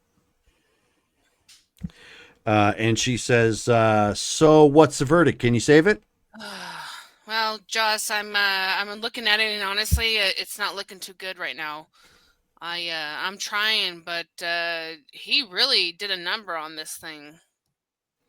And she kind of, she does like one of these and looks over at it, but her eyes aren't looking at the vehicle. Yeah. So she's kind of looking around and just kind of pointing out spots where, like, I can't quite get this to go back where it should be, type of moment. Okay. And I'll try again. Sure, when go ahead. she's there. Maybe give me inspiration. Sure, go ahead. I'll burn a will for an auto because of that. Down 2 will so far. Okay, go ahead. Hey, 4. You gotta show off in front of the lady. There you go. Okay, so 4 successes. So now you're figuring out where you can, because you're gonna have to bend part of it back into place. So you're able. Obviously, it's not going to be a full repair. Yeah. Because you would have to. Do. Yeah, but it should be enough to make do, and not look out of place. Yeah, and not look like it's out of place on camera. Like it still looks like it if they don't focus on it with the camera. Yeah. So she kind of points out, like, if they don't just, like, if they point their camera here they'll miss this part, but I mean, if it all works out and they know their angles, like I think they can get away with it. And you know, hopefully we'll make a movie here and make you look even better. She just kind of looks at her like blushing a little bit. Okay, well, so she says that wouldn't be bad. Hey, listen, um, I've talked Mouth of the South over there into going to some fights tomorrow night across town here. You interested in coming? Ooh. Wait, you're gonna be there? Uh, what? So she Well, kind you of looks talked him around a into it, second. but you know what? I'm just saying, like he's a bit of a flake lately. I just don't know, like what the situation. But She's like, well, yeah, uh, it's my idea. I was oh, hoping to. oh, okay, I don't know if I was going sorry. to fight, but I definitely wanted to check it out. You know what? Do I have anything going on set wise tomorrow night, or was it tonight? No, well, no. It's tomorrow night, I and think I she missed the. says, Okay. no. Looks like Mikhail's going to be shuffling some things around. I guess there's going to be some shots taking place during the day, and then later at night when we get done to try and accommodate. I think Charles wants to Ah, fight. I'm sure he's better at fighting than he is acting these days. Cause this car, if it has anything to do with it. Anyway, that's neither here nor there. But yeah, I would love to go. She says, good. All right. So Do you want me to meet you pick there, or are you pick you gonna up at pick me 6. up? Oh, I'll be ready. Where do I pick you up at? You can pick me up at the shop that I work at. Work not too far from there, and I got a couple of things to do before then, but I'll be ready. Okay, sure. She says, I'll meet you there. Awesome. And she'll turn her attention back to work after looking back a couple times, like not sure what to think. And yeah, so she'll go through and finish up the repair on the car, and then she'll go to the manager, Mikhail, and let's say, okay, if we do it from this angle, I was managed to be able to like get it to this part, but if you do any more damage, it's not salvageable. Okay. So he's just like, okay, we can do with that. That's is good enough patch job. But we will work with that. And then he's turns around and barks at some people to start getting another scene set Yeah, up. she'll wave him off and be like, all right, I'll let you be, and then she'll walk back and you know do whatever odd jobs they have her do for the night. Sure. And then Charlotte. So back. Meanwhile, back at the farm, back at the ranch. Um, so you, why don't you give me an intelligence and academics check to get to work this seal off without damaging it. Okay. What and difficulty 6? Difficulty 7. 7. Okay.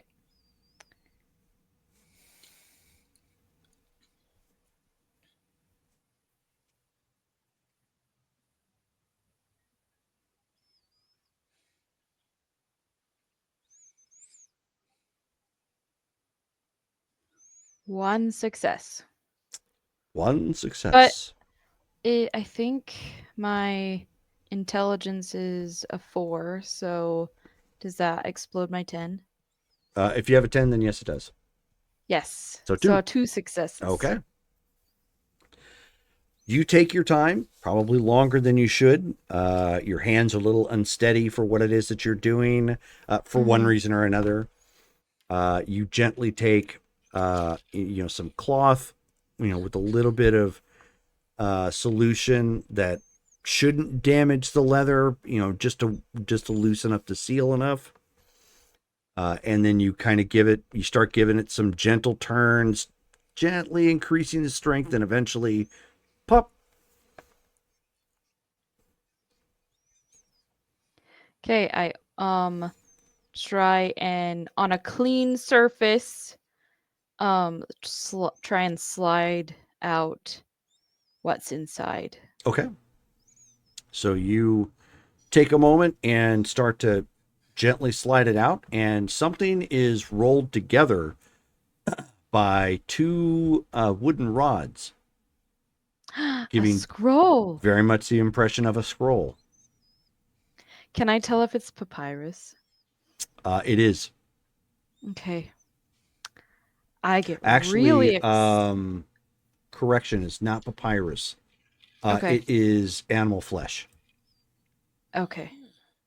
Little less excited, but only just. I lay it out on the What languages do you read? English and Egyptian. Ancient Egyptian. Gotcha. Okay.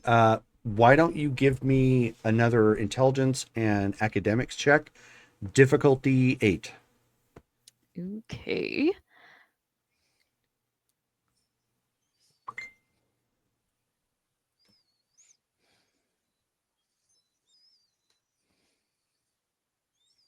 Trying to find my slash button. Hold on.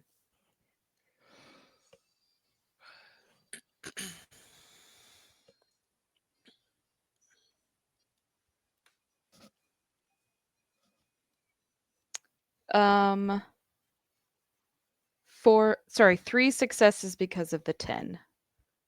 Nice. Okay. You don't read it. You're unable to because it's not a language that you know. However, you've seen enough of them because there's enough of a crossover that this is an old version of Hebrew. Oh. The language of the slaves, as Imhotep would say. Mm-hmm. So ancient Hebrew. Yes.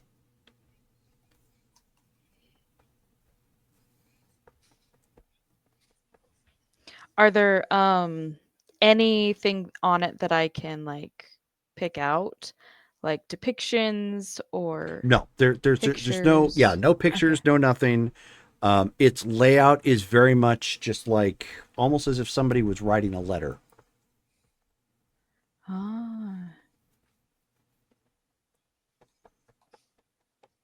And there are actual several pages that are tied up into this. And it looks like the tube at one point in time probably wasn't because the caps on them were added later. So in essence, there was like a little bit of a wood lining, which is not in great condition anymore given the age.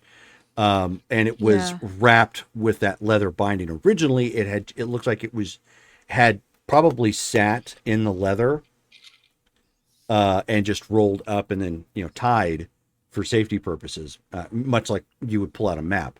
The caps were later added to give it structural integrity and a sealing, and then probably locked from there on out. Hmm.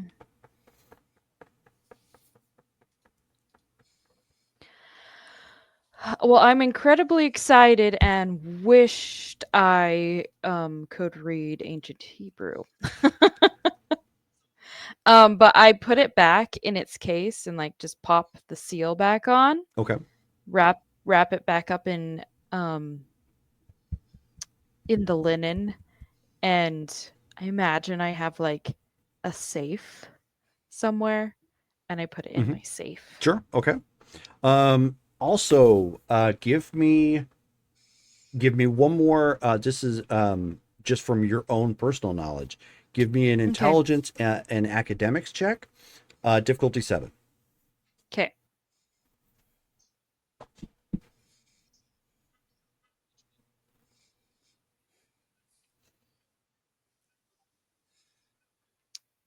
That's fail.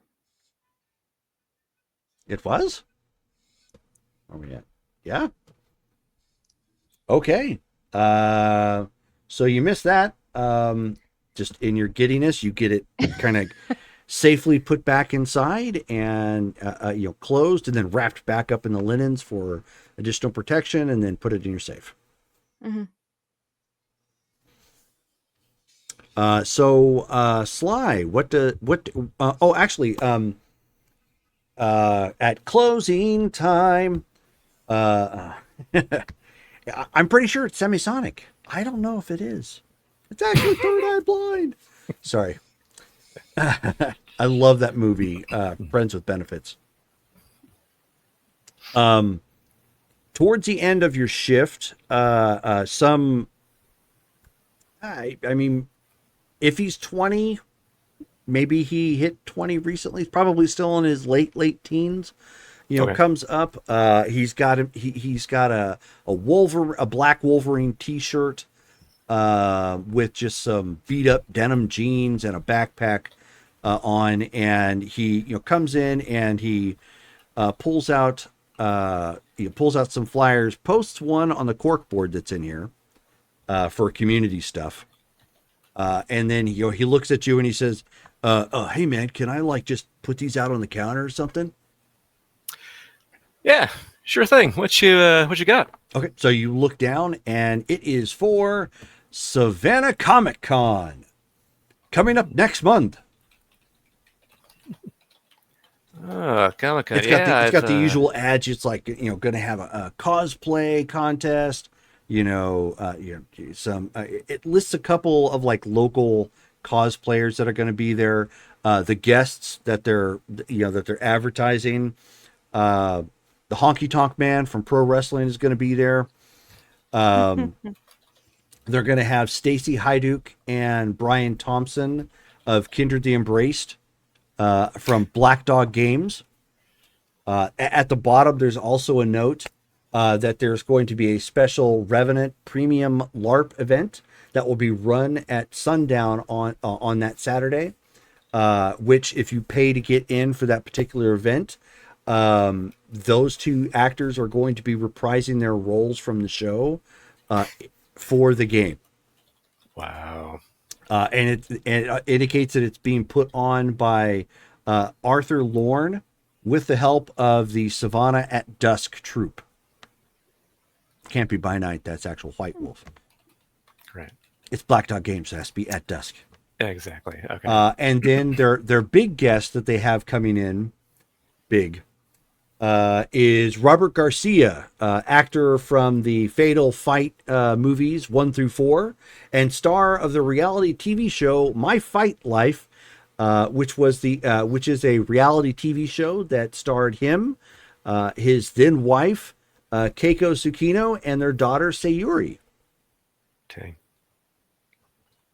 Yeah, so he's looking at this. He's like, got some names here. Some people who've been in the acting biz. Wow, you ever go to these Comic Cons? He's like, "Oh, dude, that's why I'm totally volunteering to pass out these flyers, man." Wow, I volunteer, not even getting paid to do this. Wow, interesting. Oh, I'm getting paid. I'm getting in for free. That's pretty good. That's pretty good. How many people go to these things? At least the one in Savannah here. Oh, dude, the one we had last year, I think cleared 15,000. Really, 15,000? Not bad. Not bad. They're expecting a little bit more buzz because they got some bigger names coming in. So I think they're kind of expecting maybe 20,000 or something. It's grown every year, so it's becoming a regular thing. Not bad. Might check that out myself. Yeah. Just put these right here. Yeah, if you can put one on the board. Looks like you already did that. Great. Awesome. Yeah. Hey, thanks for coming by and dropping these off. Oh, no problem. Cool, man. Have a good one. Whoa, are those Ren Fair clothes? And he goes walking over to go look at the the pre-made costumes and everything. He's like, dude. Yeah, so he goes over and he does his whole salesman thing, so he starts talking about this stuff. Oh yeah, I mean, you actually, would look good. I mean, honestly, Ren Fair has gone, but you can never be too early in getting your next costume in order. You don't know when these are going to be in stock again or ever again, really. You might want to get them while they're here, Why don't you go ahead and roll your... Are you trying to... Let's see here, because you could kind of go either way. Are you attempting to inspire him to a sale or BS him into a sale? Let's see here. You know, because I know he is into the Comic-Con thing, like clearly this is up his alley, so I am inspiring him to Okay. do this because So it's then available. give me a charisma and expression check. Difficulty 6. All right, let's see here. I can't wait to see this surfer dude in a Ren Fair outfit. Hearken, milady. What's that care for a maid? Yeah.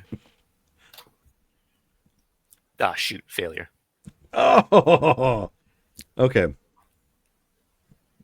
Okay, yeah, just failure, no botch. Yep. And so he's like looking at it, like, oh man, I could totally do something with this. This is rad. I'm gonna have to wait though, man. I don't get paid until like next week. Totally understand. Yeah. Hey, but you know, when you get that, don't forget to come on back. Oh, for sure, man. This place is like really cool. It's the first time I've been in here.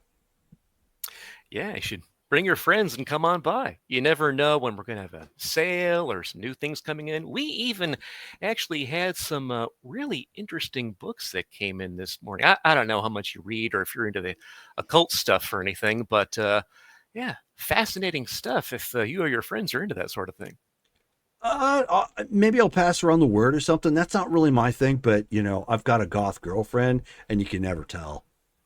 There you go. I mean, perfect place to take her. She totally got into it after watching The Craft. So maybe I'll have to take her here. Yeah. Oh, absolutely. Hey, and you know, you come in, I'll be here. I'm here most days. Yeah. You know, I'll make sure that you look good when you show her around, especially to, you know, the more like occult stuff. Goths are super into that. So you guys like got those like power rocks and whatever. What are they called? Like, is it like crystal magic or something like that? There's some knickknacks here, like over here, and he like shows them like, you know, like one area. This that's rock got some right of the here. stuff. Right here. Yeah, so he shows him some of those things, and he's like, yeah. Here, these little cards that explain the things. You can like take one of these for free because that's what they do. You know, kind of lets you know what they do, tells you, you know, that what the amethysts do and all that stuff as Okay. far as this goes. You know, just show that to her. You know, get her interested in coming on over. Oh, cool, man. Yeah, I'll definitely bring her back by. Excellent, man. Well, if there's anything else I can show you, you know, but otherwise, you see how busy it gets at this point. Actually, it's getting close to closing time, come to think of it. Yeah. I still got a couple more places to head up to blast through the flyers. Heading over to the Arcana Cabana, and then got the comic book store. We've got a couple of those, and then I'm going to try to put something up at SCAD. So I still got some places to put some stuff up, man. Gotcha. No, it was nice meeting you. Yeah, SCAD? What's that? Oh, South Carolina art something. Oh, okay. Interesting. I'm kind of new here, but yeah, I'll probably look that up. But Yeah, they got a couple campuses all around town. It's like a big like if you're into art, it's an art school for you. Art school. Got it. Well, hey, pleasure meeting you. And I'm sorry, didn't catch your name. Sorry, man. My name's Jose. Jose. You can call me Sly. Slot. Oh, like Rambo. Right on. Stallone, dude. Pretty cool. Everyone goes there, but yeah, pretty much. So, but okay. But have you seen him in Tulsa King? I have not, actually. Dude, some of his best work, man. I'm just saying, and it's a Taylor Sheridan show. Can't go wrong. It's cool. I'll have to check it out. Do you like mob drama? Mob drama. Like crime and damning the man and Yeah, you know, Jose, it's getting late. But thanks for coming by. I appreciate that. No problem, dude. Have a good one. Yeah, you too. And he goes and he heads to the back. Like I assume this place has like a bathroom at least in the back or something like that. Yeah. So he goes in there and he like kind of puts some water in his hair and like just kind of shakes that out and goes out back into the main lobby and he starts packing up, making sure that the place is closed for closing time. Okay. Closing time. Jerome, can I get Jose to be my my steward? That You have dude two is you have two stewards now. yeah, that dude is a gem that I'm like, what is this guy? His name is Jose. He has a surfer accent. He's in Georgia. He loves the Red Fair. I'm like, who is this person? I want to know more.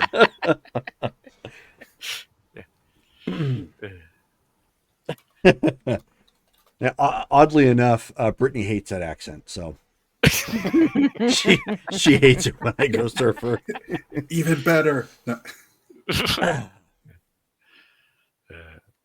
So you wrap everything up at that point. The other minion, Dax, he ends up locking up after you exit, and then of course taking his car and bebopping on out. Sly, did you have anything that you were angling for? Let's see here. Well, Tonight? so it's night now. Shoot, what would he want to do?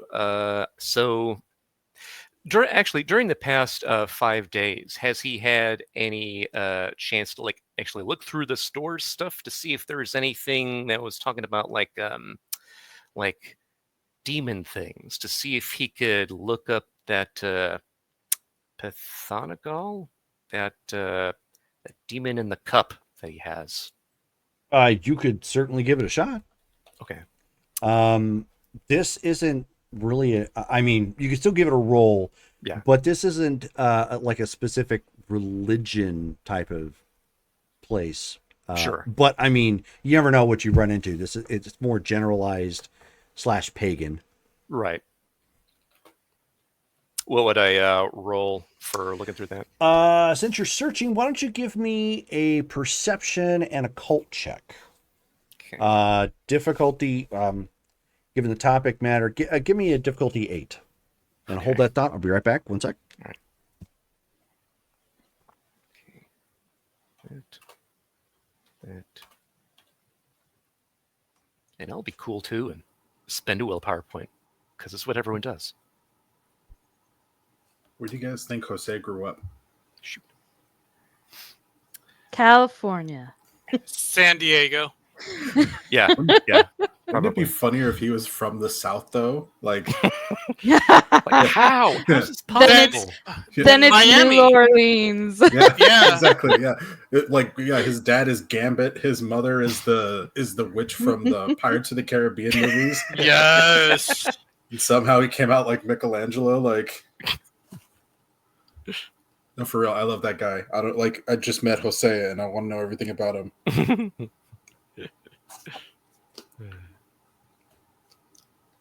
Nigel's okay. No.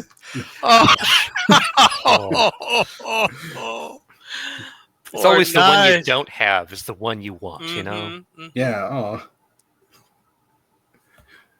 I know the grass is greener over there. Look at it. It's got a surfer accent. Nice. Although I was like, you know what, like that would be a fun accent to do as a character. But now I know Brittany doesn't like it, so I was like, oh dang, okay. Right, yeah. Like, oh shoot. It's like my next vampire. After Remus gets ripped in half, I'll come back as a surfer. Oh. Nice. That'd be cool. Hello, my Baron. Right.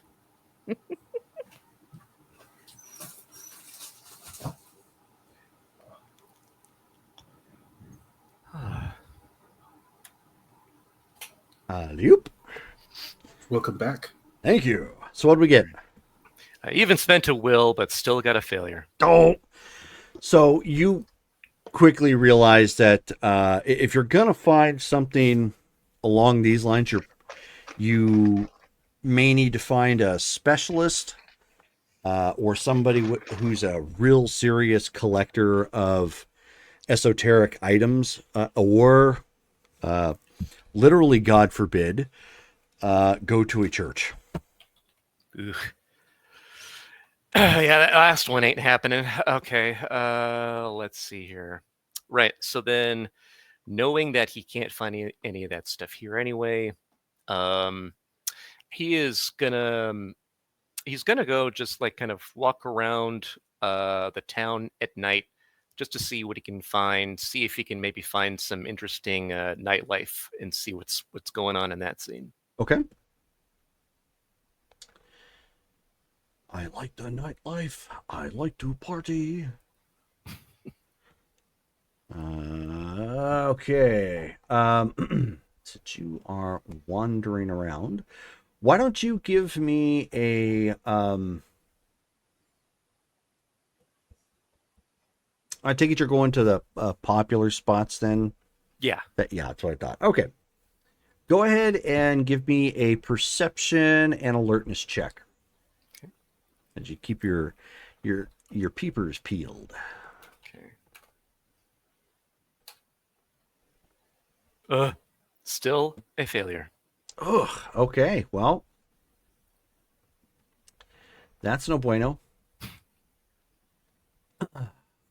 So as you're kind of keeping your eye out, looking around, you're not seeing anything super out of the ordinary. You are seeing a lot of people to be watched because, again, as far as touristy or whatnot, that's a pretty popular thing in this area. It's also cooling off from the summer months, so more people are starting to come out and go to bars or parties or events that are taking place at in the evening time. So there is a significant uptick as far as the nightlife is concerned. Okay. Why don't you go ahead and give me one more check? Okay.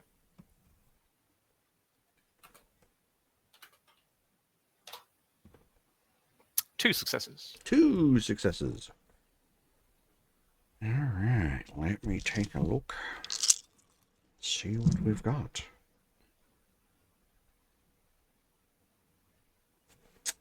Okay, and boink. Okay. So now you're walking at this point along Front Street again, taking in the shops and restaurants and everything that's in that span. And you notice because there's people kind of walking on either side of the street. Occasionally a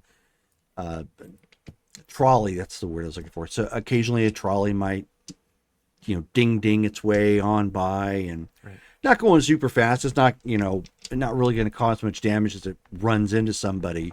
Be pretty darn inconvenient. But and it's mostly full, and occasionally it slows down just enough to let people kind of hop off as they go and keep on going.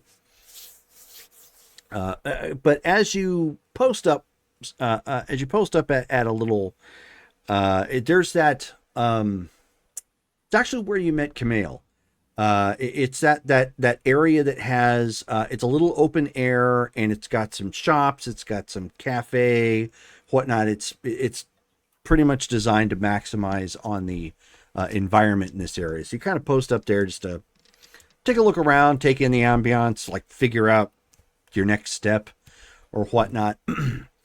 And across the street, in one of the alleys, you end up and you only caught it because the trolley passed by, and the trolley's got lights kind of going around it and whatnot, so everybody can see it coming by. It lit up the alleyway just enough that you could see you thought you could see a person kind of looking your direction, and then as the trolley passes by, you don't see anybody anymore.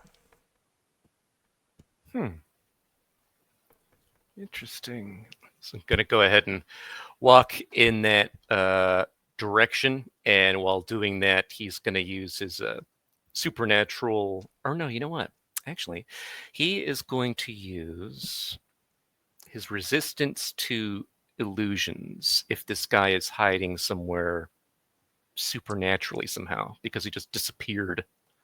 So he's going to try that out to see if he can find him. Okay. Let's see. That requires perception and alertness. Difficulty 7. Okay.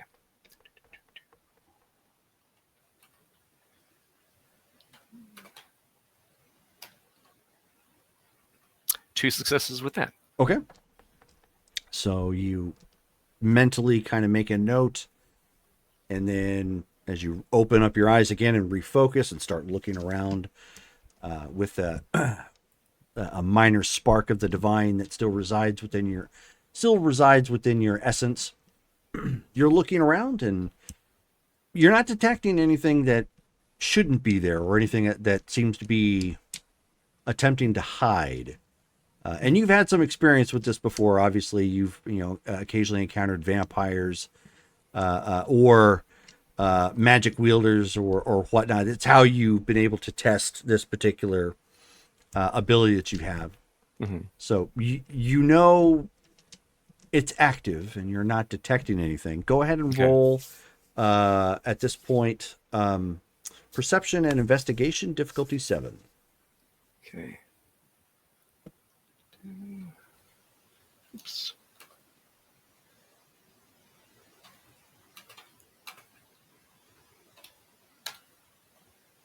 Botch. Wow. Okay. Tonight is just not a night with the dice gods. Dale, you need an accent. Yeah. I'm also working with very low dice pools here for these things, but yeah, I hear you. Well, they are starting level characters, so Exactly. all right. Exactly. Well, so as you're not quite at the alleyway yet, but you kind of do a little bit of a skip step to get across the tracks into the other side of the street. It's not super long or very difficult, and you get kind of at the base of the alleyway and looking around, and you're positive nothing is hiding that shouldn't be normally noticed. You do, however, notice somebody rummaging through a trash can. Now they're completely at the other end of the alley, and it's against a building that's facing, the back end of it is facing towards where this is at. Okay. Do they seem to be the only one down the alley? Yes. Okay. Kind of big, slummy looking clothing. Obviously dirty. Okay. Let's see.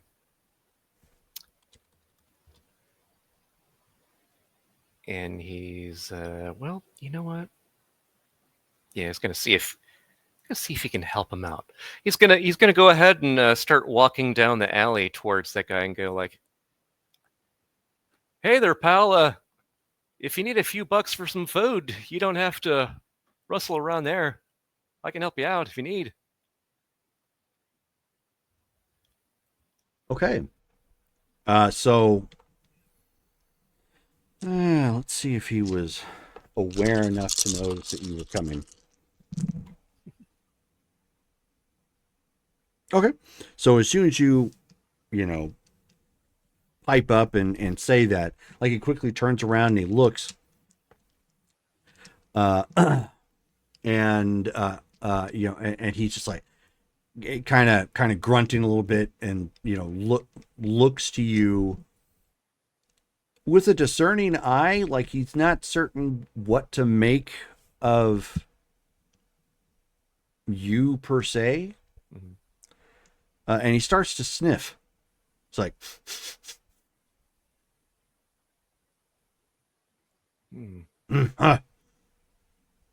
With that, if he's sniffing, it's a weird response. Going to use the supernatural awareness to see if he has supernatural quality. Go right on ahead. Okay.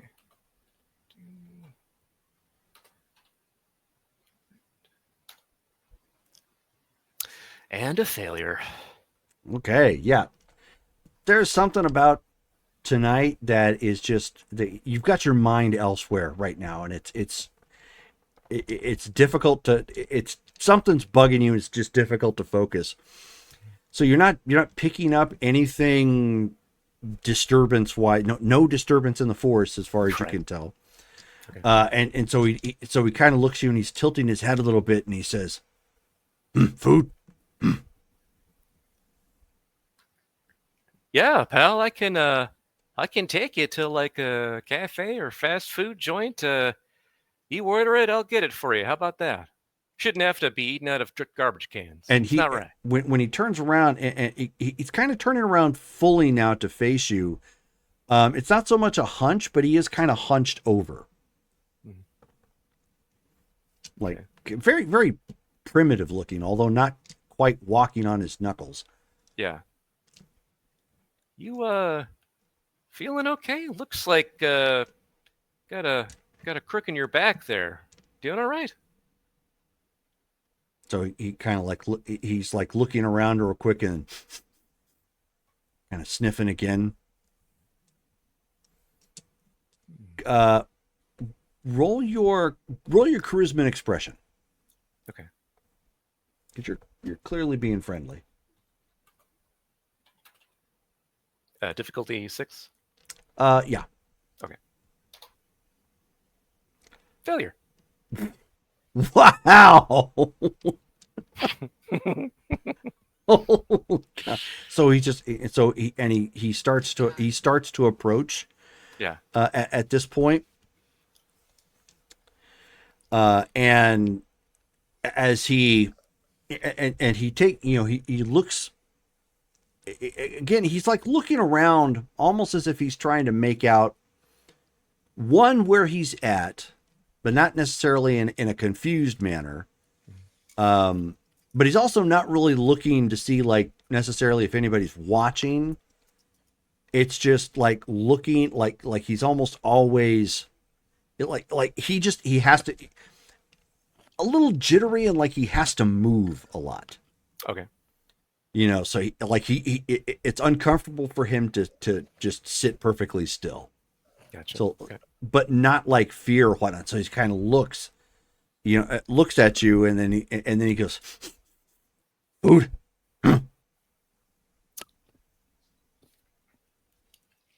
Yeah, I don't have food on me. I can give you money for food, or I can take you somewhere. Here, how about this? Why don't you come with me? We'll walk together to I don't know, maybe there's a koala detour around here or something. Yay! It lives on.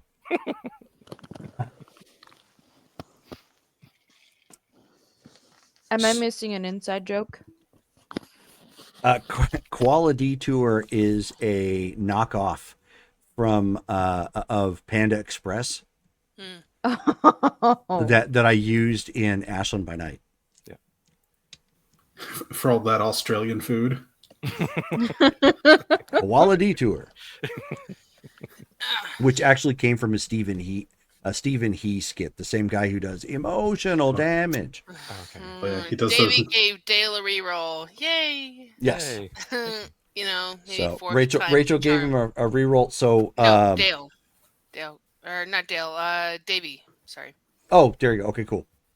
So Davey gave him a reroll. Hooray! Yay. Dale, why don't you give me a wits and alertness check? Given that you failed everything at this point, give it to me at a difficulty 8. Okay. Just because you're not really expecting anything at this much. You're being honest to God, nice guy, trying to help what appears to be a twitchy bum. I'm gonna reroll that. I'm gonna use the God. reroll for that, and I'm Poor gonna Dale. spend a willpower on this one. That would have been a botch. Wow. Yes. Yeah. Holy shoot. Okay, let's see here. Do we need to have the dice vault reinstalled? Yeah. Throw it Holy against the wall a few times. shnikes! Dale, you're not allowed to Unsuccess. roll anymore. You're not allowed to roll anymore. Just Oh, no. Just stop. Just oh, stop. this is what So- I get for trying to help. You- Go back. So Go you back nar- to the bookstore where you roll well. yeah. So you Yeah. Where I nar- live now. so you Wow. narrowly get this. So at this point, I mean, he's slowly starting to like walk towards you. Yeah. But as he's kind of walking towards you, see, he's kind of like walking a little bit of like back and forth, not side to side, but like a little bit more angling kind of stroll, like towards you. Mhm. Like And serpentining. Huh? Like serpentining? a little, but not moving his head like that. Just walking in kind of a serpentine like manner. Got it. And at the last minute, like literal, like because you weren't really expecting it, and he wasn't approaching necessarily aggressively, just oddly. You end up seeing this, and it's in the Facebook chat. Oh no. As I just think street sharks. as he quickly opens his mouth and attempts to eat you. Oh. Oh. Oh. Run, it's a furry.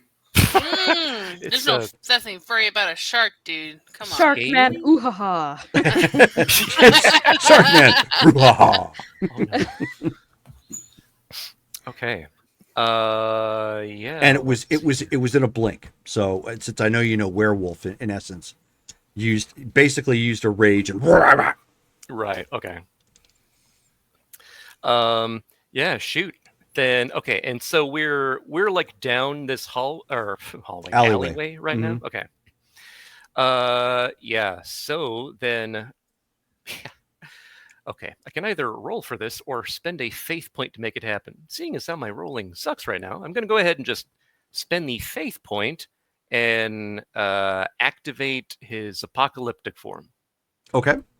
which happens immediately. Ooh.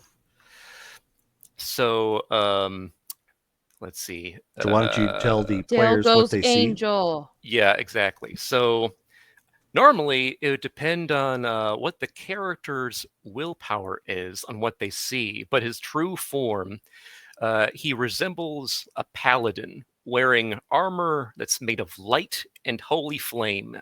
His features shine like a perfectly cut diamond. It'd be hard to actually make out where he is when you look at him because that's just how the light reflects or even emanates from him, as if he has this aura about him. He seems to be standing taller, and when he talks with an ethereal, like multitonal voice. So when he appears like that, he says, "Don't you dare!" and he tries to like smack him away. Okay. So so that's going to be a brawl block. So Yeah. dexterity and brawl. Okay. And he is trying to eat you. All right. Now you just look like a tasty light bright. Right. Okay. And yeah, I'll spend a willpower for this too. Okay. 5 successes. There we go. That's better. When I need it. Okay. So you are able to block him narrowly, and you can tell that this creature is massively powerful. Yeah. Just by the fact your block, in fact, was more of like when you smacked him, but it moved you rather than him, Okay. sort of got it. thing. Yeah. So it's like, and you kind of pushed off the side because of the bug. Right. At that point, and he just bites air. Okay. Gosh, I've never tried using this on creatures before. Or, you know what, since it's been time, has he ever... Okay, has he ever tried using his Lore of Radiance powers when he talks to people, on people who aren't just mortals. Like, has he ever been able to test that on like a vampire or some other creature of the night? Good question. I would probably say no. Okay. Just because you just recently returned. Sure. So. Okay, that's fine. Let's see. So this will be when he tries it out. So he's going to say, "Stop attacking me," in a very authoritative tone. Okay. And in that, he'll use his Lore of Radiance .1. And Lore of Radiance .1 is Voice of Heaven. This evocation allows the demon to speak with a voice like thunder or with the clear, perfect tones of a crystal bell. The clarity and power of the demon's words command instant attention, forcing even the most frenzied mind to pause and consider what the ancient spirit has to say.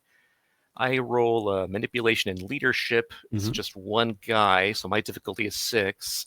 And then he rolls his willpower. Looks like that'd be difficulty 6 for him. And if I score more successes, he do what I say, assuming he's susceptible to it. Correct. Okay. So he's not frenzied. He's just hungry. So. Okay. Let's see what I can do. Okay, so manipulation. But this is a loud voice, correct? Yes. Yeah. He'll it's loud right next to him. He'll be able to hear it. So this is going to be interesting to try and explain away. Bright light, loud voice in the middle of the alleyway. And all right, 3 successes. Oh, gosh, I could do better, maybe. Nah, that'll be good. 3 successes. Okay, so you shine the spark of the divine, and speak with a voice that you yourself actually haven't heard in quite some time. So and you see that, with that radiant light and your booming voice and demanding that it stopped. So I should say he doesn't turn, but he does like rapidly back up, and he ends up running away rapidly. Okay. And with that, he assuming if he runs away, does it seem like he just continues and just kind of like goes wherever? Like, because it seemed like there was an end to this alleyway, or did it keep going somewhere?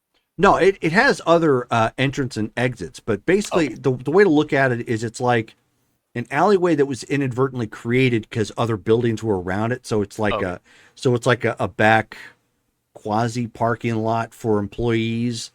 Gotcha. With dumpsters that are back here. So it's not a whole lot of room for additional cars, but plenty of room for other people to maneuver if you're on foot. And he just ends up darting back down an alleyway or back down a side road heading back out of that alleyway. Okay. All right. So yeah, so once I see him scamper off, he'll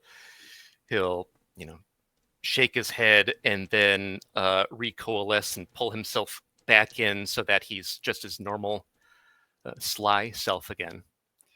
I mean, right at that moment, like people starting to look down the alleyway like, what the heck was that? Did it look like okay, so he does that and he turns around and says, hey folks, it's all right. Yeah, boy, that was weird. Did you see that flash? This guy, he just like, I don't know what that was, like one of those huge like flashlights or something, tried to blind me. I managed to get him to run away. Did any of you know who that guy was? Give me manipulation and subterfuge. Okay.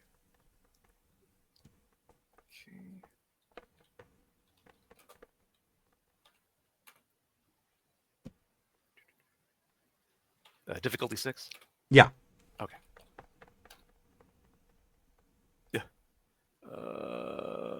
I am going to spend my last reroll on that because that's not good enough.